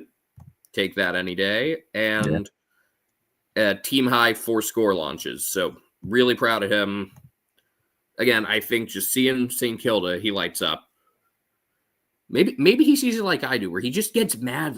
Why are they wearing this 3-stripe thing when they could wear the candy stripe or the big cross? Because they have so many better looks than what they wear. Yeah, I know. because they Depends who you talk to in Australia, though. Everyone's got their opinions about Guernseys. I actually like Geelong wearing white all the time. I know a lot of people prefer us to wear predominantly navy blue, but I'm like, no, wear the white. It's crisp, it's clean. Put the white boots on as well. Just everything white. But yeah, no, it's a bit of a weird one. Yeah, I'd love to see the Saints go back to some more of, they wear that one now and then, like with the big cross on it, or like last year for Gather Round, they did the candy stripe. Or they've broken out the stick man on occasion. Stick man, I was just about to say, yeah, stick man. Yep. But I'm glad we took care of them because, again, they're not bad. I have nothing against them, but it gets tiring losing to them. Yep. So felt good to beat them. And please, AFL, if you're watching, Andrew Dillon, if you're watching, don't schedule a game at Marvel, please. And if anything, let's have a double up at Kidinia Park. That'd be great. It's not going to happen. Let's go. Perfect schedule next year would involve no Saints at Marvel. If we're going to play the Giants, let's play them in Canberra because we beat them there. Yeah. Only play them there. And Swans only at home because it seems like we keep having to go there. Yes. Send us out. Give us 2 trips to Perth, whatever. And a couple of trips to Adelaide would be nice as well. Oh, yeah. We're flying with the Adelaide Oval. We'll play there. We don't want to go to Townsville. Anyway, we're digressing. Yeah. I am beyond excited for you to. I am too. Australia.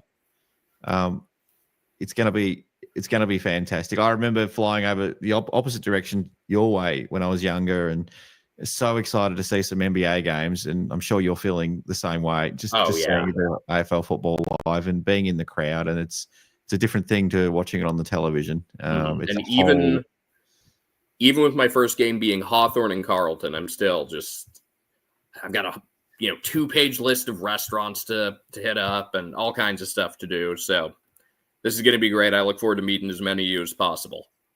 Definitely. I can't wait, mate. Well, enjoy this win. Hopefully everything goes well. There's no plane delays or anything. And I built time in just in case, but I think we're in good shape. Fingers crossed. All right. Go Cats. And good night, go Cats. See you in Australia pretty soon. Take care, mate. Yes, sir. Good on you. All right. Not too much longer now. 20 hours is the countdown until Ethan is on the plane on his way across the Pacific to Australia. All right. Speaking of overseas guests.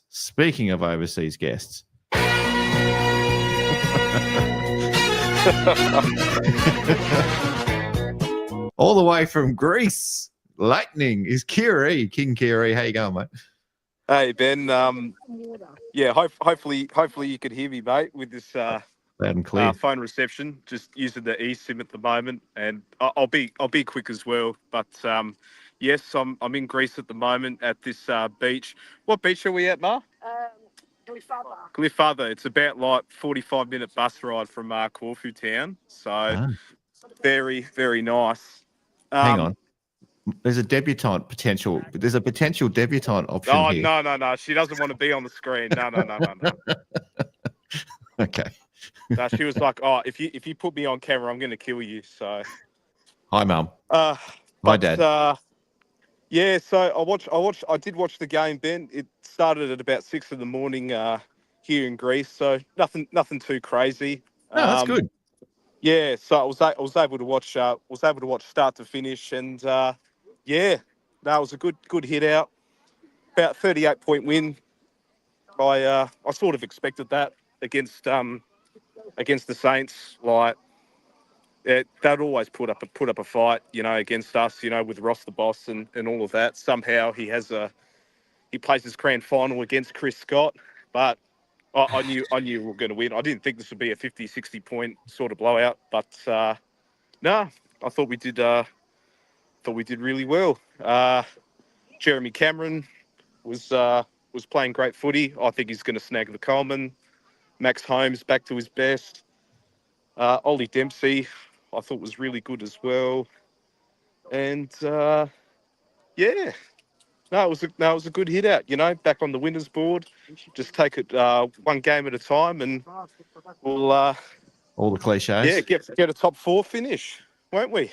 What beach are you at again? Flash is asking in the chat. What beach are you at? Hang on. Give me it. Apologies. Oh, we've lost him. Oh no. Oh no. Your camera's gone off. Oh, you're going to turn it around. There. No. I had to get Google Maps on. It's called Glyfada. Okay. It's a 45-minute bus ride from Corfu Town. I can't flip the camera for some strange reason, so I'm going to turn the phone. Nice. Look at that. Yeah. You were living the life, mate. If you could see that, guys. Very, very, very nice. Bloody beautiful. How do you say go cats in Greek? I can't. Oh, well, cat in Greek is gut this. So go gut this. Oh, so were you watching it on the beach at 6 a.m, or were you No. I was watching it in the Airbnb on my phone. So no, we've been out here for an hour and a bit, and I was debating to myself because I saw your post game live was going to be on about 10 a.m. here, but then it pushed back to 12 o'clock, and I thought, hopefully there's spare time, I'll hop on, because I said in the Discord chat I might not make it because some other beaches we went to didn't have good mobile coverage out here. So, and this one has full bars. So, and I thought, you know what, I'll come hop on, say hello, and actually give my thoughts to this game that I actually watched back to front as well. Good. But this is the people saying about Brad Close, who offers nothing to the team. You need to shut up. You need to shut your trap, honestly. Before this game, I don't know where he is now. He was ranked 7 in pressure acts, and I think he was in the top 20 in one percenters. You got Sean Manor and Brian Myers, who've become exceptional players in our forward line. And Dangerfield's been throwing the forward line as well. Of course, his role is going to be impacted a bit, but he's still getting the job done week in, week out. He's getting his goal here and there, getting his teammates involved. And people saying Brad Close should be playing in the twos. What do you want about?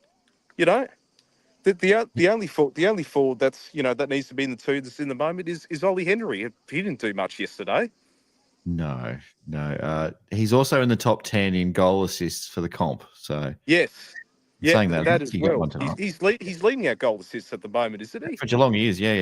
Yeah. But did he get one today? I don't know, but he would have gone close. No, he didn't. No. Yeah. After all that, no goal assist for Brad Close. After all the hype during the week about that, so. Dempsey with the 3 goal assists, Jack Martin the 2, and Sean Manor with the 2. Sean Manor did everything tonight. Jack Martin, how good is ever since he's been thrown the forward line where he's supposed to be played? He's playing that Ollie Henry role really well. I thought he was going to kick 3 or 4 goals the way he was going. He just looked absolutely lively in the forward line. I kind of like that he's okay not being settled in one spot. And you could easily just say, he looked good in the forward line.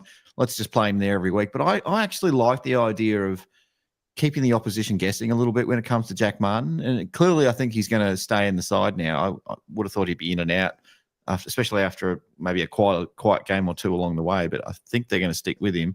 I like the idea of just playing him on the wing, down back and up forward at different times depending on the opponent. So not sure if it's always going to work, but I like the approach. I don't know if he's necessarily 100% forward. He's not 100% back, but yeah. Anyway, I just think he looked comfortable up there, and as long as his body's right, he's definitely in our best 22. I thought he was fantastic, and my other question for you would be Ben, Tom Stewart.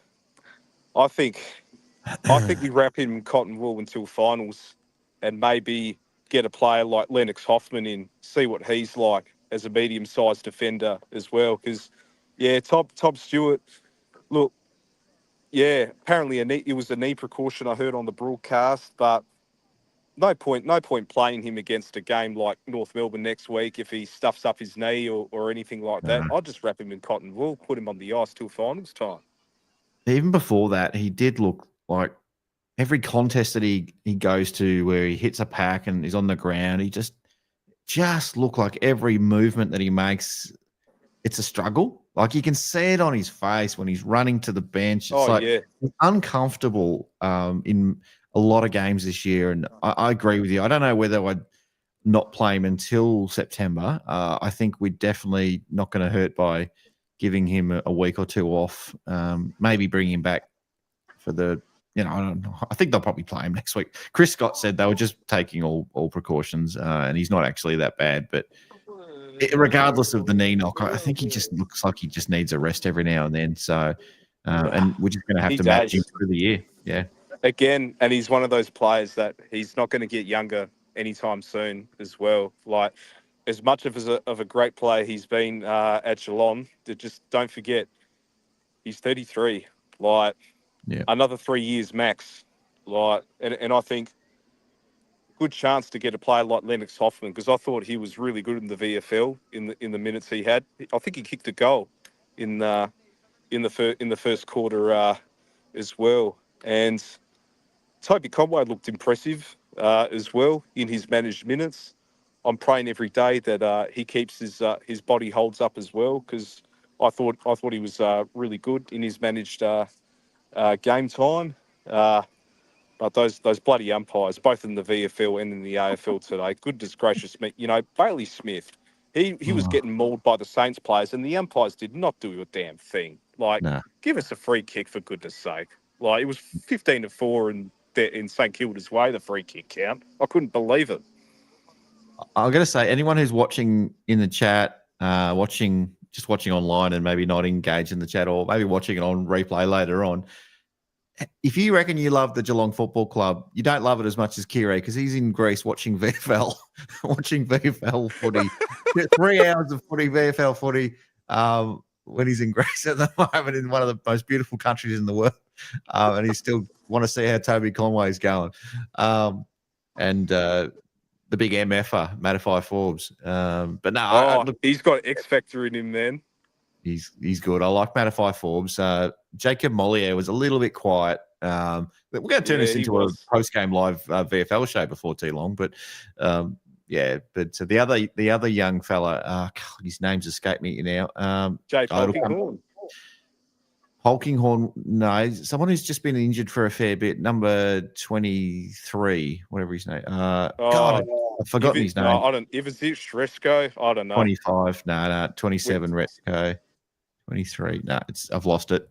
I've lost it too, because I really focus on Closey, on Nevitt, on Conway, all of our AFL listed boys.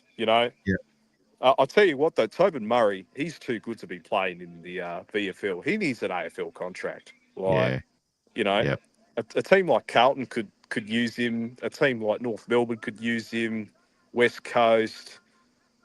Tobin, I'd love to have him in their AFL team, but there's so many forwards ahead of him.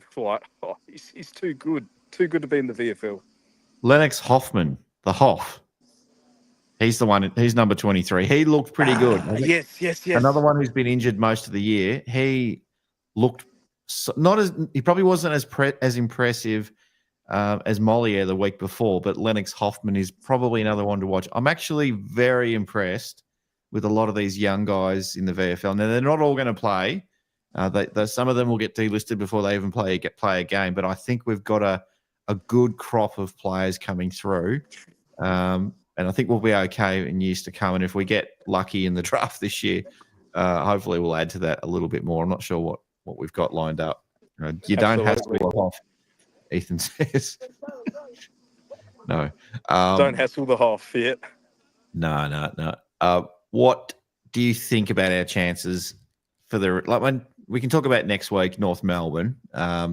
Is there a game on the horizon that you're concerned about leading into September? I think we can confidently say, without being arrogant, that we'll get there now. But is there a game in particular that you're worried about? I would have said Port Adelaide at GMHBA, but given the amount of injuries they had, I think they've got a sample side now pretty much. I'm quite confident we'll get the job done there. I'd say probably the game with Sydney at the SCG. I think it's a bit of a 50-50 one because they have a small chance of making the finals, and playing at the SCG. I hate playing the Swans at the SCG. We don't tend to do quite well over there, and watching it on the telly is just absolutely atrocious as well. So I'm probably going to have to say that game. Everything else looks winnable. I know the North Melbourne game at Marvel, people are saying, oh, we tend to struggle under the roof at Marvel, because we don't play much. Well, I think this is St Kilda at the end of the day at Marvel Stadium, and I think will be good enough. Should it be at Tasmania? Absolutely, but I think we'll be okay. North will give a run for their money, but I think it'll be a mature performance at the end, and we'll just get the job done. If you know anyone, and this is not to you, Kerry, but if anyone who's watching, if you know a North fan, supporter, they're giving away 2-for-1 tickets. So if you want to get along to the game, just say hello to your North Melbourne supporting friend. If you know anyone that supports North, there's probably not that many. 2-for-1 tickets apparently at the moment. I don't think they're going to get many people there. It's a Saturday night, which is perfect for Geelong if you want to get on the train or drive up to Marble. It's the best time really to play a game. Saturday night, about bloody time. Like, what is with these? We're not getting primetime games at teams like Essendon are. Absolutely disgraceful. If it's a televised game, if it's it won't be a Channel 7 game, will it? So yeah, if you haven't got Kayo or Foxtel, Cats fans, get along to the game. I've got an excuse. I've got my kids with me, and it's my daughter's birthday next weekend, so I'll be spending some time with her. I'm already taking her to the movies on IMAX on Wednesday, so I can't go twice to Melbourne during the week. Bummer. I won't be doing that. We'll be watching on the telly, and that'll be fine. But get everyone else, no excuses. Get along to the game. I'm with you though. I think the Sydney one's the big one, Kerry. I'm a little concerned about that one. I am going to that game with my partner. We're catching the plane up. Yeah, so I'm excited about that. It's the second time for us going to the SCG. We're deliberately sitting in the dry section because these SCG nuffies, they just all they do is get up and down and up and down, and it's like they're at the pub. Like, watch the bloody game, and they just want to get pissed. Terrible. And half of them are rugby league fans as well. I like a drink. Don't get me wrong. I love a drink, but I want to watch the bloody football. Get your drink, sit down, get one at half time if you have to, but watch the football. So anyway, we're in the dry 100%. Section. Rant over. And that'll be fun. But I'm more jealous of you, mate. I think I'd rather be where you are. I'm very happy my partner is paying for us all to go to Sydney for the weekend. But I'm not going to complain about that. Why didn't you take me to Greece? What's going on there? You are going to have an absolute ball. It sounds like you already are having an absolute ball over there, mate. Have you done your 3-2-1s for us yet? Have I skipped over that part? Or no, I'll give you my 3-2-1s, and all right. So yeah, I'll give 3 votes to Jeremy Cameron, Mr. Coleman medalist. 2 votes, Max Holmes, getting back to his best footy. I thought he was just outstanding today, and he's the reason why you should put him on ball. Like, don't waste him at halfback. And 1 vote I'll give to Ollie Dempsey, one of the best wingmen in the league at the moment. And he really stood out today. I like it, and I like him to average about 20 to 25 disposals at that level too, because there were some times he was coasting a little bit, but now he's getting back to his better form when he won the Rising Star last year. He's the player for us, a bit like Brian, but probably more so Ollie Dempsey, who's the most exciting. He gets the crowd up every time he gets near the ball. You hear it in the crowd. You can almost feel it. The crowd is up and about, and you just think something's about to happen here. Something's going to happen.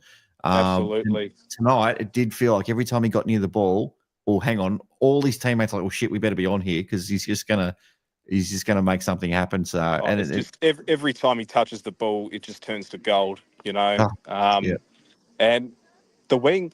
I think he might. I think he might be an on baller down the track as well. Like he could be that sort of player too. We drafted him as a forward, put him on the wing. I reckon he could be an on baller down the track. Like he's got a great career ahead of him. He's just, and he was in a rookie draft as well. He's just been a joy to watch. Ollie Dempsey. Another rookie player that's played 50 games at the Cats. Can you believe it? It's crazy.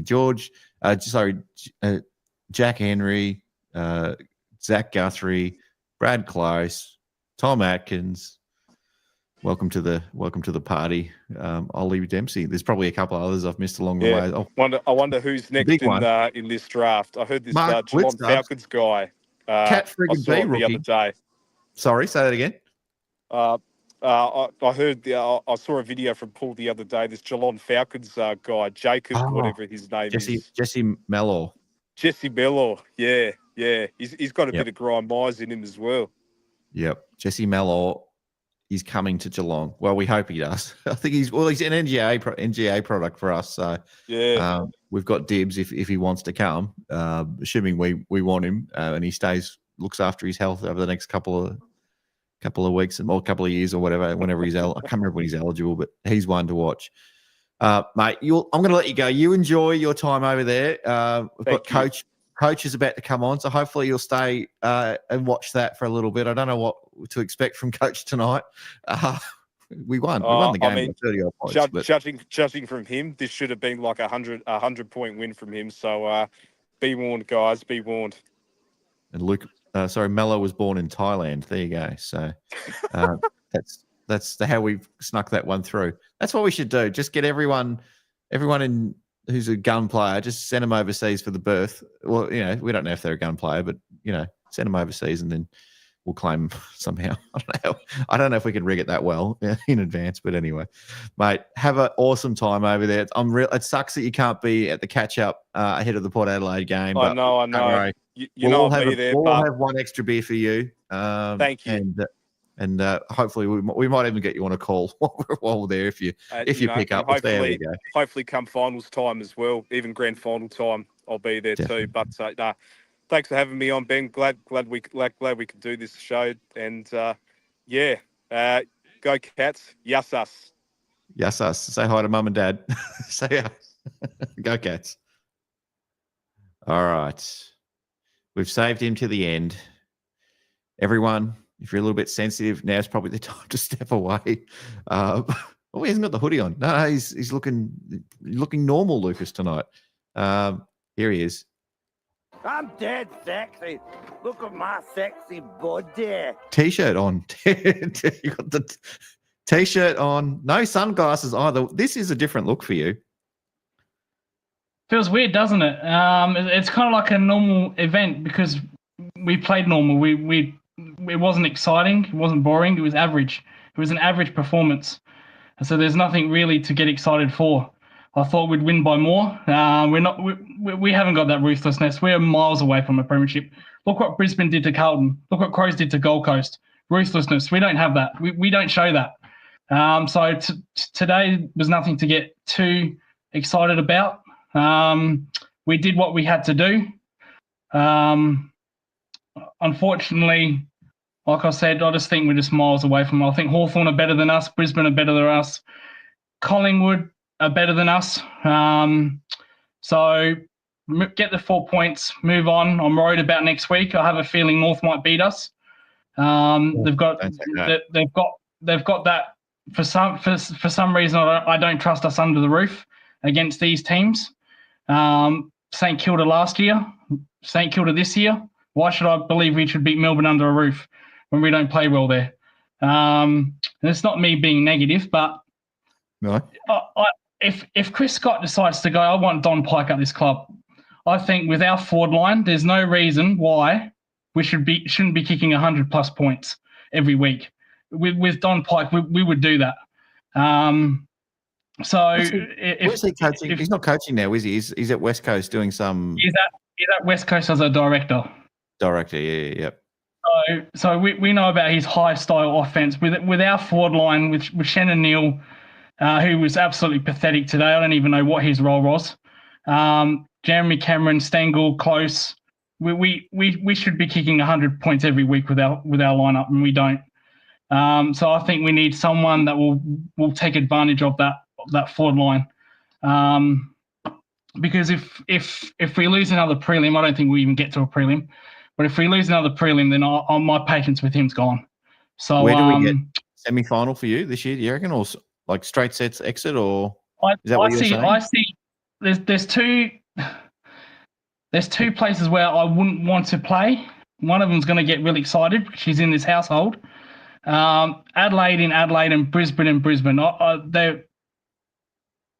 They are two places where I would not want to play finals.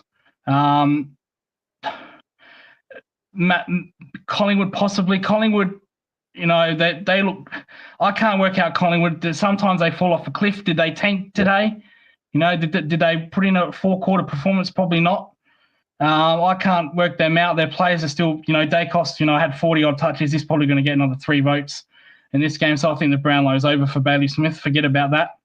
I agree with you on that. So, that's one thing you said I'm going to agree with you on tonight. Geelong is the second highest scoring team so far this year. Doesn't feel like it. If they really were, why couldn't you have done what Adelaide did to Gold Coast? Why couldn't you have done what Brisbane did to Carlton? They're not ruthless. True. And why doesn't this coach trust the kids? Why did Stevens get dropped? He never trusts the kids. 30-year-old. He looks like a 30-year-old. I don't know. Why did he get dropped? One bad game, omitted, just like that. So he just doesn't trust them. Doesn't trust them. And sometimes you need kids because they bring energy. They bring energy more than the experienced players who are carrying along. I thought Dangerfield's, he kind of looks done. If it was his last year, I would like him to win a premiership and then leave. I don't think he should go on. He's kind of at that stage where he only plays when he wants to play. And for the last 2 weeks, I don't see it from him. I think the coach needs to come into an equation where if we lose another prelim, we'll go straight sets. I think that's about it for me. I'd bring in Don Pike and take advantage of the firepower that we've got. I don't care about defense. We've got a good defense. There's not many teams that score heavily against us historically. Not many. I can't remember too many games where the opposition have scored 120, 130.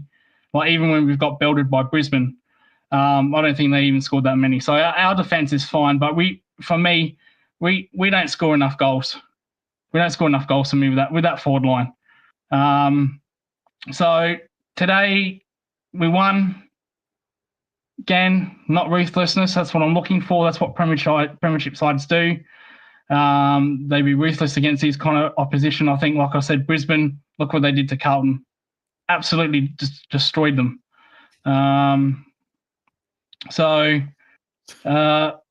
Someone says Stubbs says you spoiled rotten.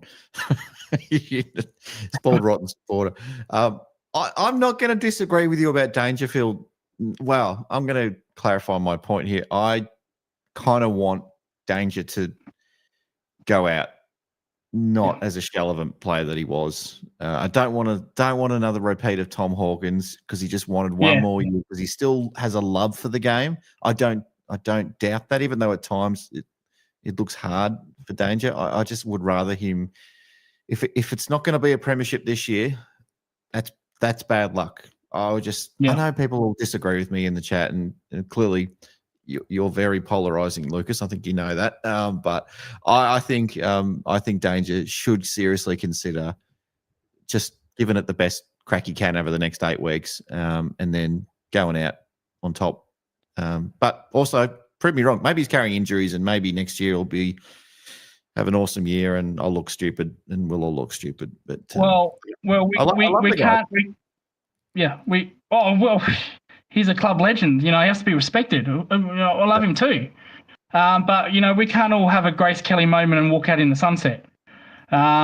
So we were privileged with Selwood, very privileged with that. Yep. But all these champion players, just because you're a champion player, club legend, does not mean you'll get to walk out in the sunset. Hawkins, Gary Ablett Senior, even Gary Ablett Junior, that was terrible that day where he played his last game and lost in grand final. That was awful. Absolutely awful when he was on one arm. Terrible. Not everyone gets to go out like Selwood. So it is what it is. And if it's his last year and he doesn't win a premiership, well, I'm sorry. You will always going to be remembered as a premiership player because he won a premiership. You're always going to be remembered as a club legend.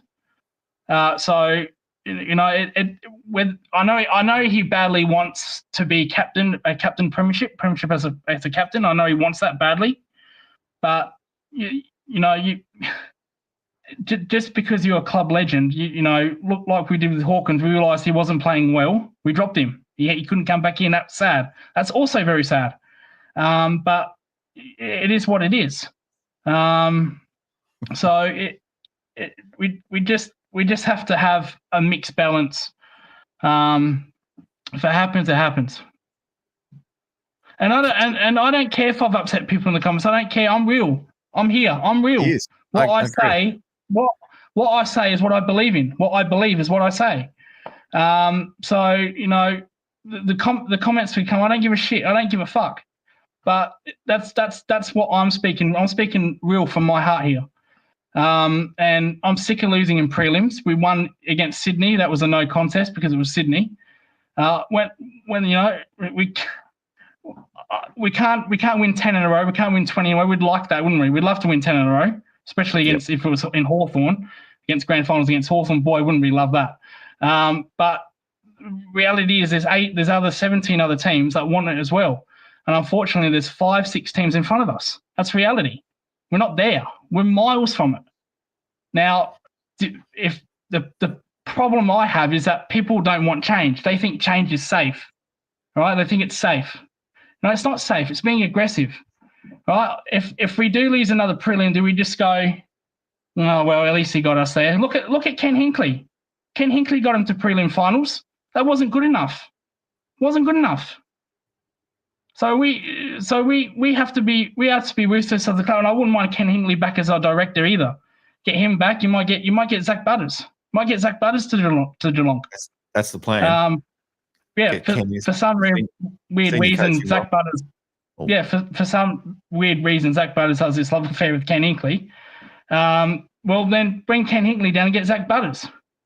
But with this list, it's reality. We're miles from it. Miles. We're more likely to finish bottom next year than win this year's grand final. And that's me speaking from the heart. It's not. That's yeah, absolutely. Who's going to be our next captain? Tom Stewart, who seems to be injury prone the last 2 years. Max Holmes, maybe too young. But historically, we do play young captains. Like Selwood was very young when he was captain. No, I don't think Max Holmes is a captain. I just don't see captain in. I mean, he's probably our best player. Maybe that's probably up for debate. Yeah, probably our best player. Definitely. Well, he was last year with the Cardew Greaves, but Bailey Smith's come on, and there's a couple other guys that bob up. And Jez is probably another one that would say, "Hang on, what about me?" But I don't know. I don't see captain in him. But then, I mean, the obvious choice after Dangerfield for me is Tom Atkins. But I also don't see Tom Atkins playing another 4 years at the level. So do we just pick a captain every year? That's not good for culture. No, it's probably not. So do you really want, with all due respect to Bailey Smith, he's been to the club 5 minutes. Do you really want him as a captain? That's someone that's came straight in. No. Maybe Jezza. But we have to remember we've got an old list. If we don't win a premiership this year, there's not much. There's no real kids playing through because we're not playing him. We got Stevens, we got Nevitt. Nevitt should be playing for me. He should be in that inside mid role. With all due respect to Atkins, I know he gets 10 tackles a game. He's an inside bull, but I want to see Nevitt in there. But Chris Scott doesn't trust the kids. What would you need to see? Yeah, what do you need to see, Luke? A serious question. What would you need to see for Geelong to change your mind on whether we can be there?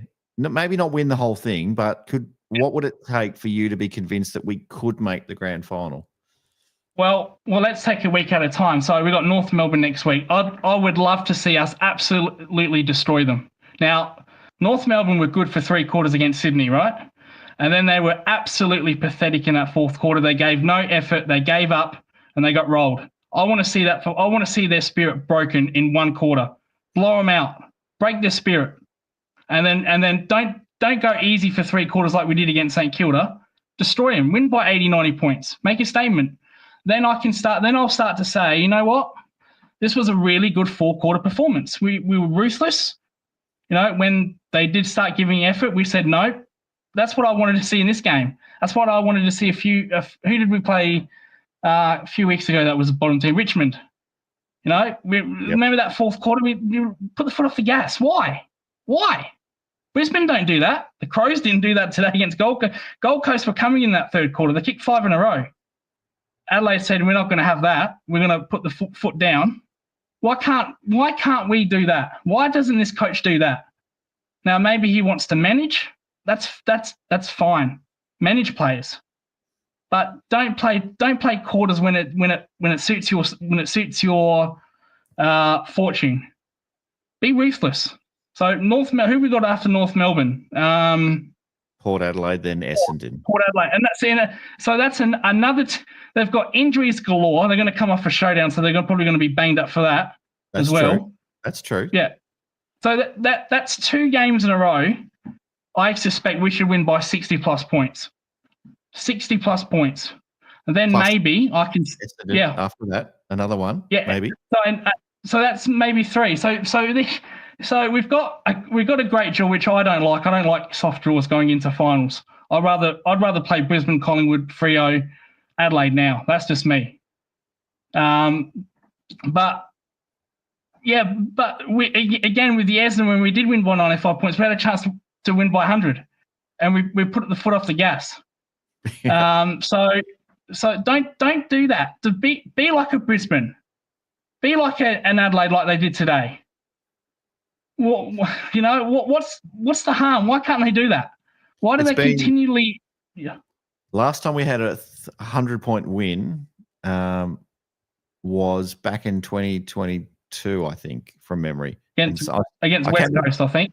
Yeah. I think that might have been West. Well, last year we smashed West Coast and Jezza had 9 goals, but I don't think we won by 100 that game. Look, prove me wrong in the chat if I've got that wrong, but I believe it was about 3 years ago that we had a really big win, like like an all-time win. And generally, when you do that, you tend to make grand finals when you have a massive win like that, like we did in 2011 against Melbourne and 2007 against Richmond. I'm not sure about 2009, but yeah, I mean, I'd love to see it too, mate. I'd love to see some big 10-goal wins over the next few weeks.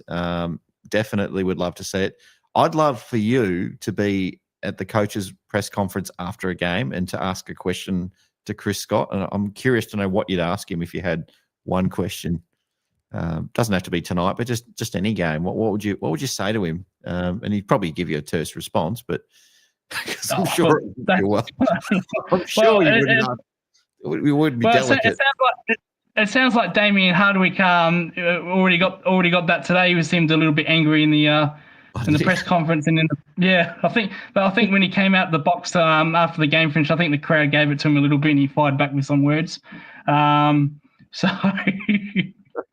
no, look what. So I would say to him that you look at Brisbane, look at the Crows. You know they play 4 quarters of football. Why do we not do that? Is it because we're resting players? Are we managing players? You know, is it because they don't want to do that? You know, what's the emphasis of playing a real 4 quarters and being ruthless? That's what I'd say to him. That's what I'd really say to him. No, and he'd probably say, "Oh well, blah blah blah. We're resting players. We're managing players." Load management, all that. Yeah. You wouldn't like that. Yeah. You'd have to ask a quick follow-up question of him, wouldn't you? Say, "Look, Chris, I don't accept that answer. Have the courage to give me a straight answer." I think. Well, if last week I would have probably said to him, "Why the hell did you take off Ollie Henry when he kicked a goal when he's been sitting as a sub?" Oh yeah, for 4 quarters. Yeah. That was pathetic. And I don't want to hear sports management. I've got a degree in sports management, and I think it's completely. Well, I am currently doing a degree in sports management, high performance, and I think sports scientist is absolutely overrated, in my opinion, when it comes to that stuff. It's so woke. It's ridiculous. You know, like I said with Ollie Henry, why would you take him? If you want to take rotations, that's fine. Do your rotation. But don't take off a guy that's sitting off on the bench half the game, kicks a goal and take him off. Get someone else off. You know, that's that was just ridiculous for me. I can't disagree with you on that. I'd kick a goal, stay on the bloody ground. If you go 5 minutes without kicking a goal, fair enough. But goodness me, leave them out there. Players run hot, especially forwards. Don't take forwards off if they kick a goal. Take a midfielder off if he's run up and down for the last 10 minutes, busting a gut. Don't take a forward off the ground. Leave them out there. They're confidence players, most of them. Oh, exactly. Well, that's my point. You don't have to take that player. If you want a rotation, that's fine. But don't take the player off. That's kicked a goal. Take someone else off. So sports scientist is completely overrated, and a load of BS in my opinion. And that's coming from someone that has a degree in it. So it is what it is with that one. But look, as I said, 4 points, we got it. Doesn't change our position on the ladder. Hawthorn are breathing down our neck every time Hawthorn win. It just feels like the pressure on us is even more.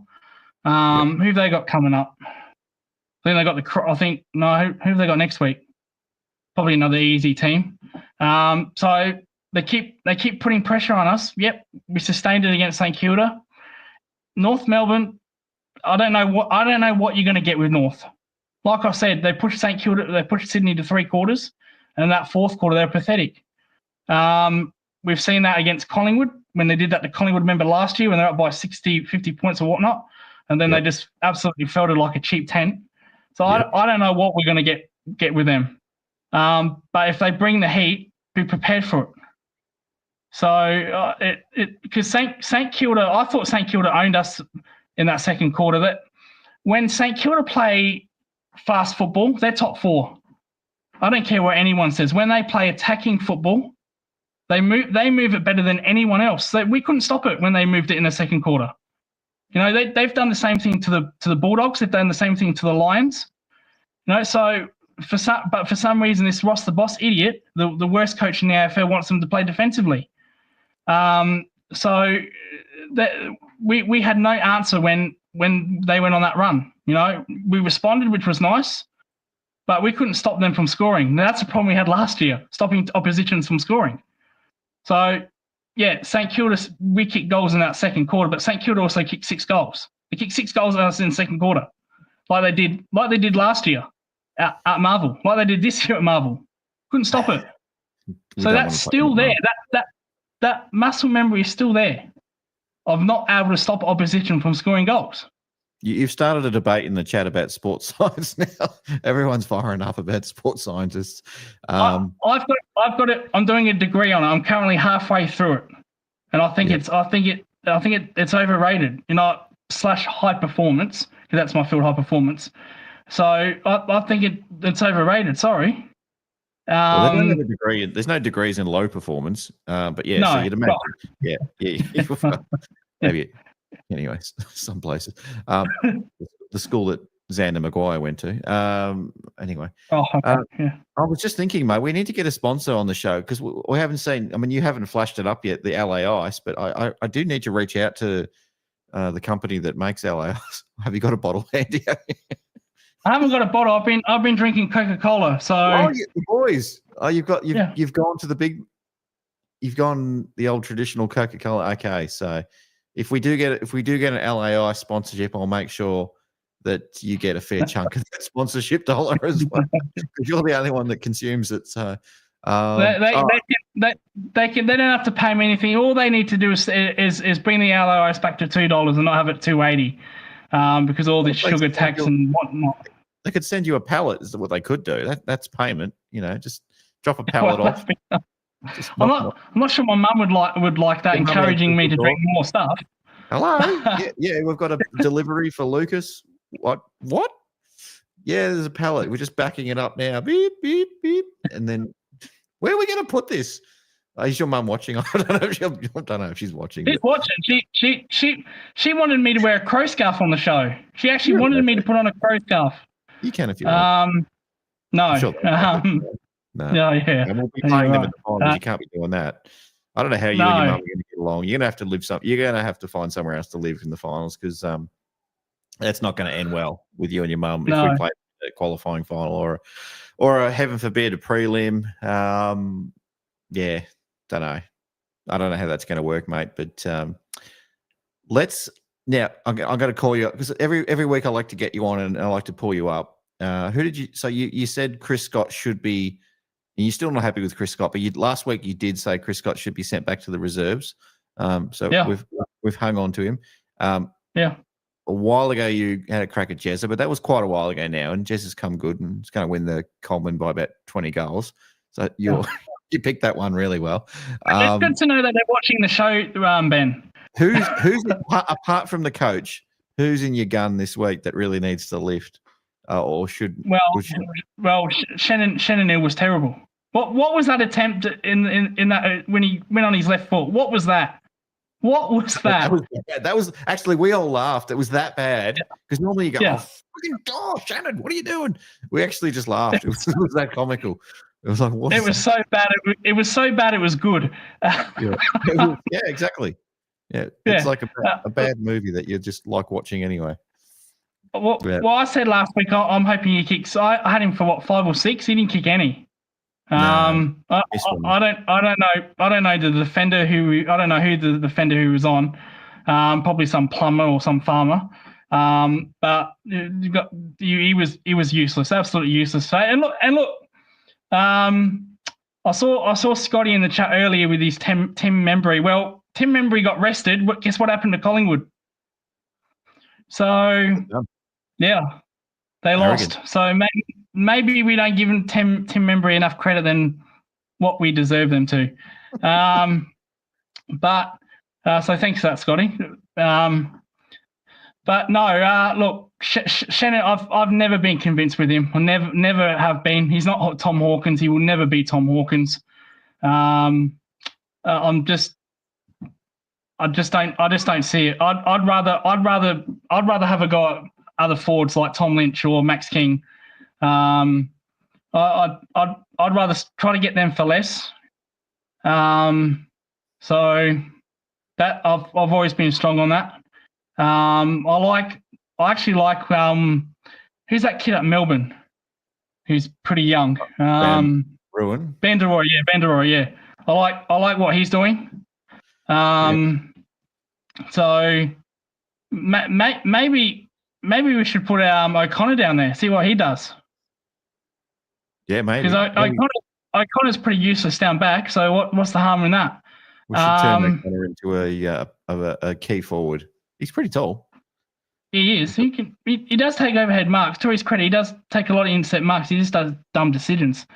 Another person that got under my skin was Mena today. What's with he does good things, but then he does stupid things, like with the handball.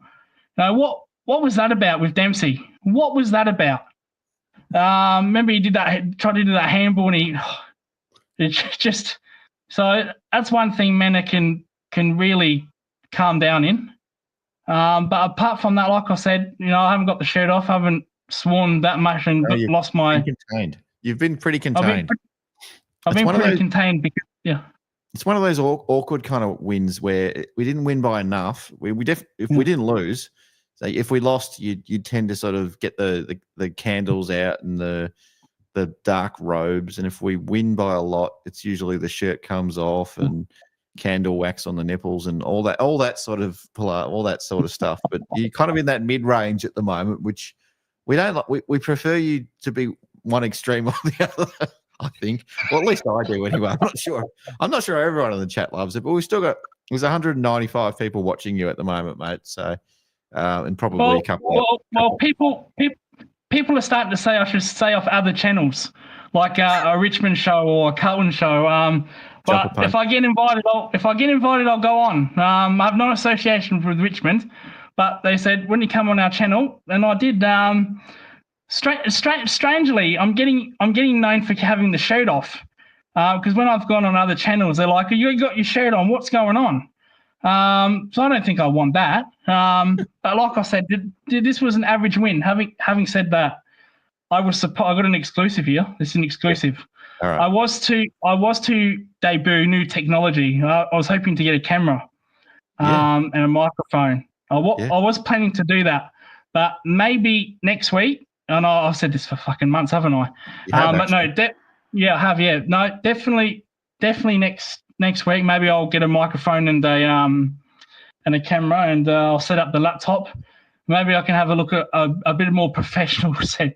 There's nothing professional about what I do, but maybe a more professional setting with the camera, better audio,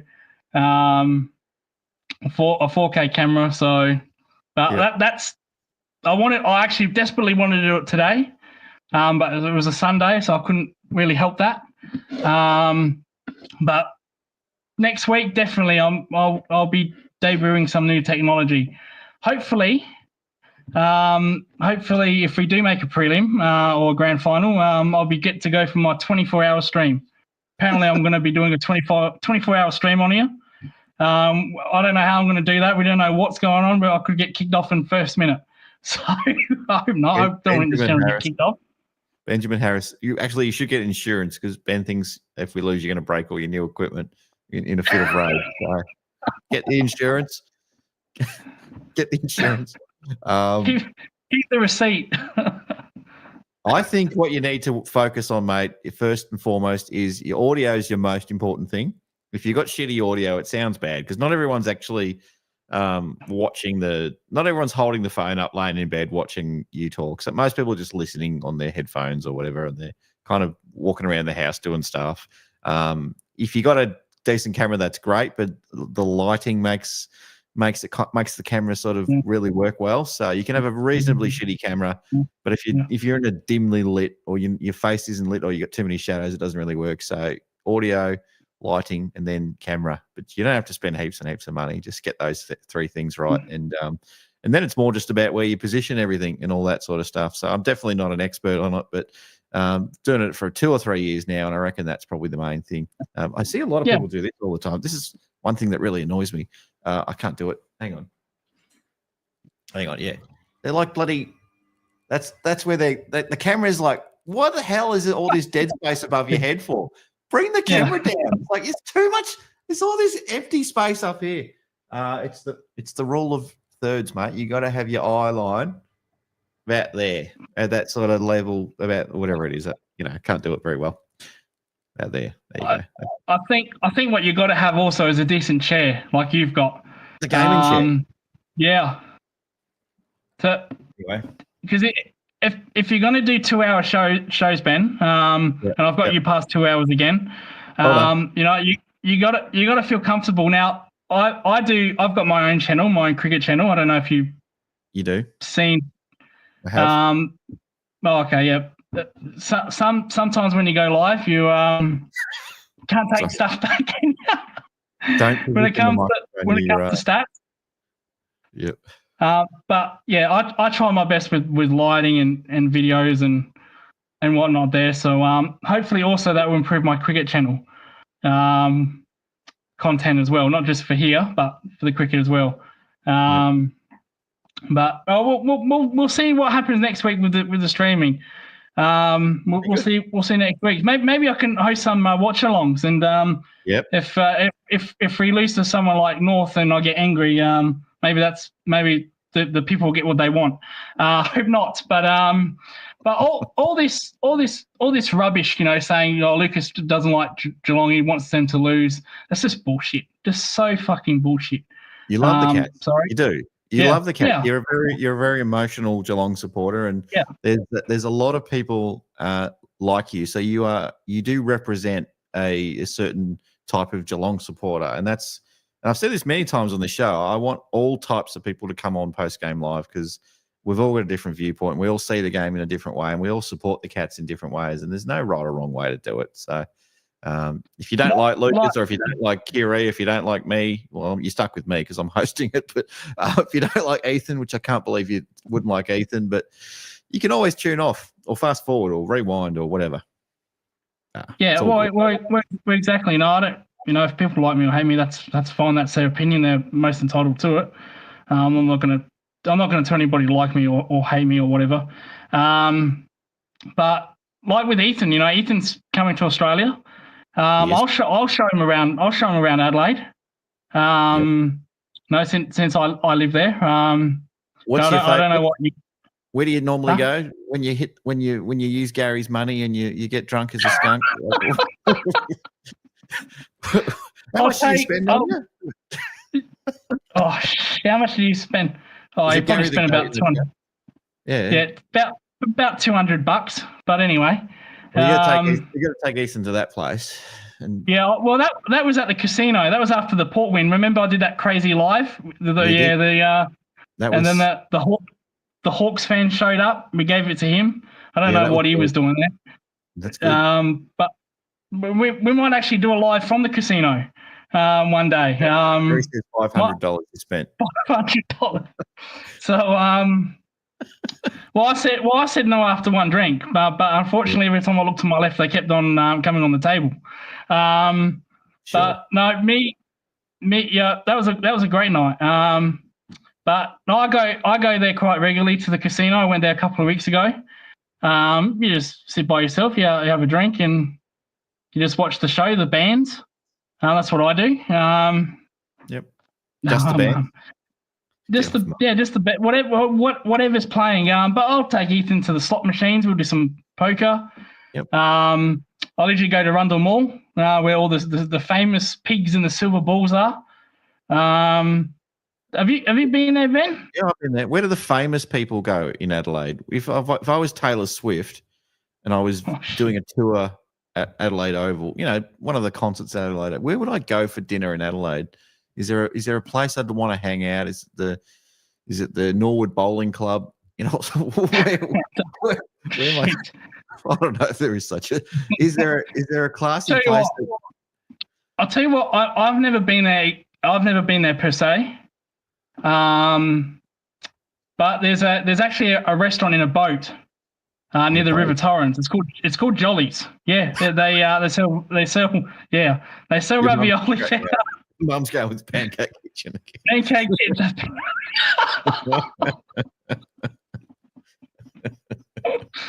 Oh, Pancake Kitchen. I've been there also. Not.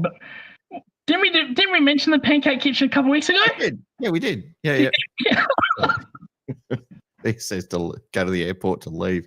Get something at the snack bar. I'm sure they got like a Subway or a Vietnamese, something like that there. Hang on. Go to the Qantas Lounge. Devoran Park Taverns, where dreams are made. Devoran Park, yeah, that's not a good area. Lion Hotel. The Lion Hotel in Adelaide. That's all right. Yeah, they've got a no, but Jolly's the boat near the River Torrens. It's like a big boat, shape of a boat.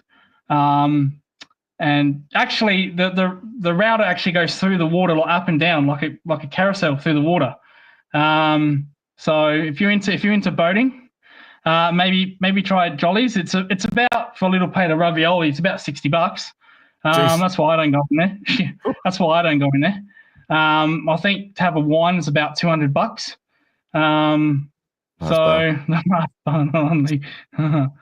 Fair enough. Hey, I'm going to wrap it up, but last question before I leave, because you've never expressed an opinion on this. Why is Gather Round only 1 week? Because we have stupid idiots in our government that allows us to only have one thing once a year. So this is why you need it early in the year and you need later in the year. Because Ben, I've got some bad news for Ethan. If Ethan thinks he's going to go to all festivals in Adelaide during the middle of winter, mate, you got another thing coming. It is a ghost town. You might as well put out your VCR or your DVD and play Casper the Ghost, because you'll see plenty of them at Rundle Mall in the winter. Absolute ghost town. So that's what it is. But that's what we because everything in Adelaide's a summer, right?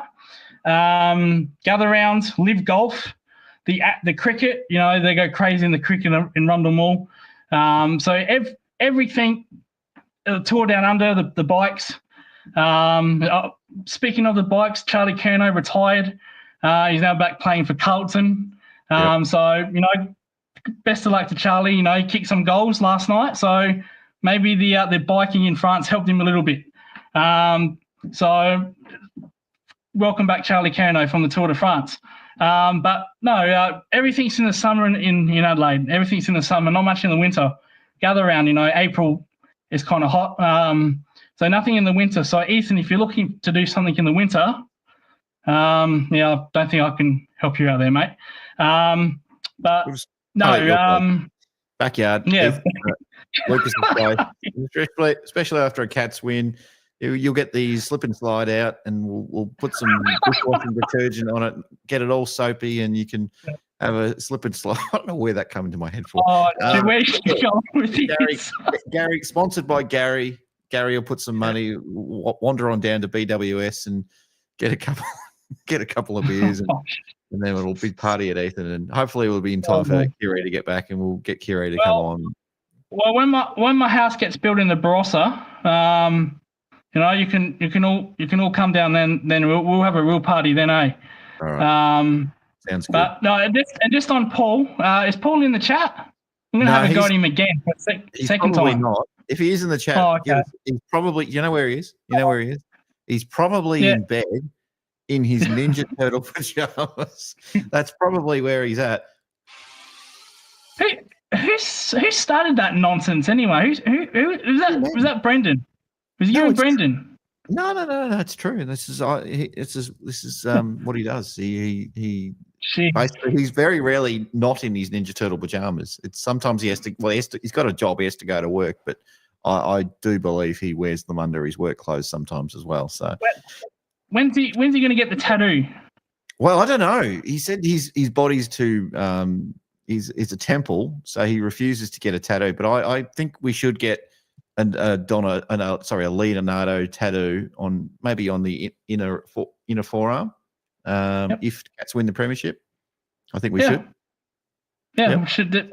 We should all chip in a super chat. $5 here, $5 there, and yes, I'll definitely do. If the Cats are in the grand final week, if the Cats make the grand final, I will run it'll be a donation thing for Paul's forearm tattoo of Leonardo. So none of that will go it'll all go straight to Paul. But yes, if the Cats make grand final, then we will run that grand final week, and we'll see how much money we come with. And you can also donate to OnlyFans if you want to see me in the after the stream after the grand final win. Speaking of that, is Foz in the chat tonight? Did she make it? Soz, well, I don't know. Soz, you might be watching. You're welcome to jump on again. I don't know hang on. Soz did say that they might. I had something for her. This is disappointing. Oh, okay. I'll message now. Hang on, still on for a few minutes if you want to jump on. There we go. We'll see what happens, mate. You might get lucky. You probably won't. You probably scared her off. If she was watching, then she's like, I'm not going on this. What is this crap? What are they? Have you even talked about the football? Anyway, one last thing before I let you go, and I know you've been on for half an hour anyway. But your thoughts on the final Test match? Well, pretty pissed off because I didn't get to see it. I woke up at 7 a.m. Listen to this. I woke up at 7 a.m. And then I wake up. West Indies are out for 22. What the fuck was that? What is going on there? So I can't even get upright and watch the cricket in peace without these mob collapsing. Absolute embarrassment, West Indies. I hope that's the last time we've ever play there again.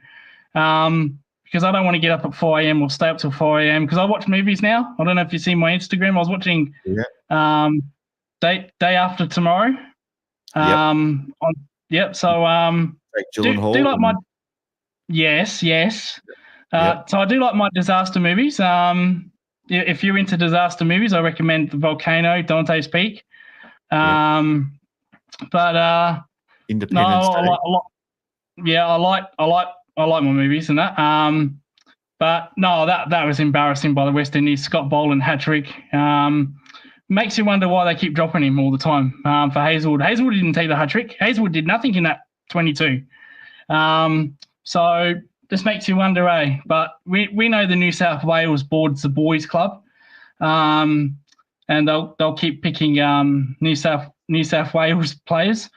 With Constance, I do like the look of him. I know no one likes him, but I'd still persist with him until the Ashes. You got to get rid of Karaja. He's the one that's the real problem at 36 out of form. So you gotta partner Constance with someone. Who that is, I've got no idea. Not McSweeney, please, not McSweeney. He's a number 3, not an opener. That annoys me a lot when they mention McSweeney as an opener. Ruined him the first time. I know some of the South Australian boys. I know one South Australian that's playing in Tasmania right now, and that's Jake Weatherald. I know him very well. Trained with him at uni days. He's a chance to make the Australian squad. It feels weird when you're talking about best mates and whatnot, isn't it? It just feels weird when you. That's kind of why I don't want him playing for Australia, because if I have to criticise him, it feels personal, doesn't it? I don't really want to do that. Mitchell Stark took him all of 2.5 overs to get 5 wickets. Like surely he needs to be a little bit better than that. Maybe a couple of games back at Shield level might straighten him up a bit. Oh no, well, I don't. Ben, I don't want him to be against my Redbacks. I waited 30 years to get on the ground at Carroll Oval and still on the ground. You can wait another 30 years now. Oh, that would just kill me. But no. Anyway, thanks for having me, Paul. I wish you didn't do your shows on Thursday. So this is the second time I've mentioned this. Yep. Do it during the day. Do what the Blue Abroad does. They do theirs during the day. We could do it after the game. He should do it after the Thursday night game. That's what he should do. But he needs to sleep. Yeah, it's a tough one, isn't it? It's very tough. We need to just take it off him, take the show off him, and give it to someone who's committed to doing it at a reasonable time. The Monday show is fine because there's no competition on Monday night. So he'll come on and tomorrow night, because it is Sunday now. He'll come on tomorrow night, 8 o'clock. Well, he's changed his mind about 10 times before the show starts what time he's going to start the show. But he'll come on and he'll review the game and have a look at the rest of the games. And I think he's thinking of his nuff of the week at the moment. So I'm not sure who he's going to pick for nuff of the week. Probably pick you, Lucas. He hasn't got you in the gun yet, but I should actually suggest that to him one time.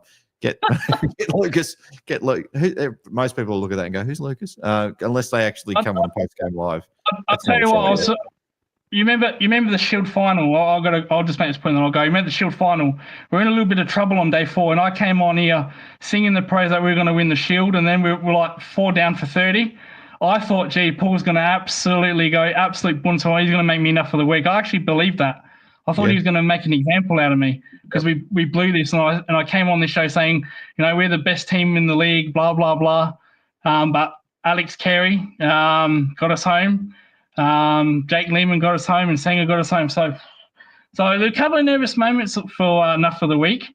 I think Thursday night football should be enough for the week, because why we're having it with shit teams on there, I've got no idea. But that's a conversation for another day. So thank you for having me, Ben. We really do appreciate it. And I'll look forward to it next week or whenever I come on, hopefully with better technology. Saturday night. Oh, he's already gone. He's quick on the buttons tonight. And I was halfway through a song too, Lucas. All right, that is the end. I believe it's the end. Post Game Live, unless someone jumps in at the very last minute. I have posted a link a couple of times, but we are 2.5 hours in, and Lucas has gone to bed early. Good on him. Always a bit of fun getting the coach on and the coach's mum sometimes as well. We've had Lucas from Greece tonight. Ethan's been on. Paul popped in, just inserted himself into the show as he often does. Unwelcome, but he's there anyway. But 3 votes to the chat, as always. Absolutely awesome. The chat, I love it. You make the show fun, and I love it whenever, especially when everyone reacts to Lucas and gives him shit. That's fun as well. I was hoping to see some Ninja Turtle emojis in the chat tonight. We got a couple when Paul came on, but clearly not enough. I do want to say thank you again to Shannon Pizza for sponsoring this show, and also to Cyril Cook Florists in Leather Street, Breakwater. Don't forget, if you want to get some flowers, I don't know who you're going to get flowers for. Is Father's Day? I don't want flowers. My kids, if you're watching this, I don't do flowers on Father's Day, but you can get someone else some flowers. It's 20% off if you use the promo code GOCATS. You don't have to say it like that, but you just have to punch it in the keyboard and do the job.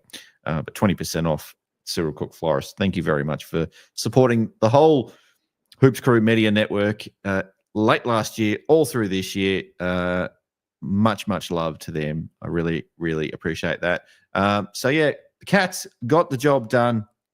We knew they would. I was a little bit nervous beforehand, but I still thought we'd probably get it. I just, I get nervous all the time when the Cats play. It is what it is. I can't stop that. But the Cats had the win. We got the job done. We're on to North Melbourne next week. Haven't lost in the last 13 goes against North, so you'd imagine it'll be 14 in a row and on our way to securing top 4. It's tight, though. It is tight in the top 8. You can't afford to slip up. The fixture looks great for the Cats, albeit the Sydney game's a bit of a concern, but the fixture does look pretty good. The rest of the teams around us are going to play each other a little bit, so they'll sort themselves out to some degree. I don't know about Brisbane, Adelaide, and Collingwood. Collingwood's lost a couple in a row. We'll see what happens with them, whether they can correct things. They're only just lost. They're not going that badly, but they wouldn't want to lose another one at this time of year. 3 losses in a row late in the season isn't great, but Brisbane, to me, is looking pretty good. I would say at this point in time, you probably want me to say Geelong's going to win the premiership, but I'll say Geelong will probably make a prelim, and I think that'll be a good result for us. In my heart of hearts, I still want to win the whole thing, but it is what it is. Anyway, thanks everyone for watching. Don't forget, wake up early tomorrow morning. You'll get a nice little surprise in your inbox. If you turn YouTube on, you'll see Paul's reaction video. He may or may not be wearing his Ninja Turtle pajamas during that video. I suspect probably not, but if you look closely, you might see a glimpse of it under his normal clothing. So fingers crossed to that one. He's also back on Monday night as well. Don't forget to check out the Chaps on Tuesday night. And I'll be back on Saturday evening for post-game live after the North Melbourne game. Hopefully we've won that game by 150 points and Alistair Clarkson has been discharged from his duties at North Melbourne. Sacked. I love it when we can sack a coach. It's great. Thank you, everyone in the chat. I will give some thought to who I'm going to give the pizza to. I'm going to think on this one a little bit. I've got a couple of names in mind. I've got, I'm going to pick someone. I am actually going to go with someone because he cracks me up all the time. Bussy Sniffer. Bussy Sniffer's getting the pizza tonight, only because his wife keeps telling him he's in trouble, and it just makes me laugh. So Bussy Sniffer, you are getting the pizza tonight. If you're probably not listening anymore, but I will reach out to you somehow, some way through the week, or if anyone knows him or him, let us know. All right, that's enough from me, everyone. The Cats are winners and grinners, and I'm done, and I'll see you on the next one. Take care. Go Cats.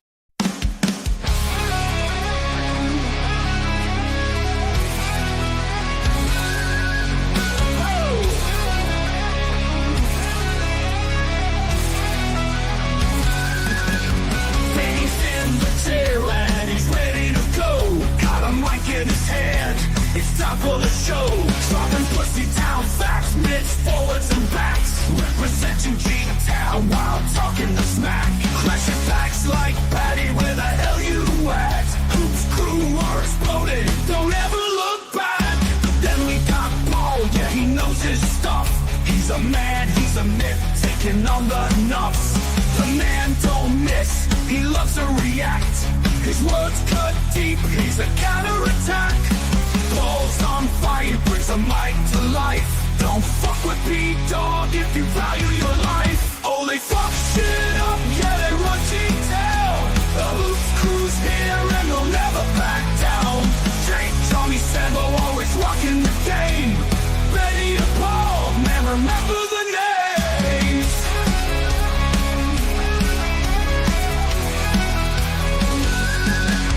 In the studio, Jake's bringing the noise. With Johnny and Sambo, the Chaps chat boys. They're electric and they're ready to roll. The boys are on fire and they're taking control. Recaps and previews, yeah, they cover it all. Part of the Hoops crew with Betty and Paul. They fuck shit up, yeah, they run G-Town. The Hoops crew, baby, they'll never back down. Jake, Johnny, Sambo, always rocking the game. Betty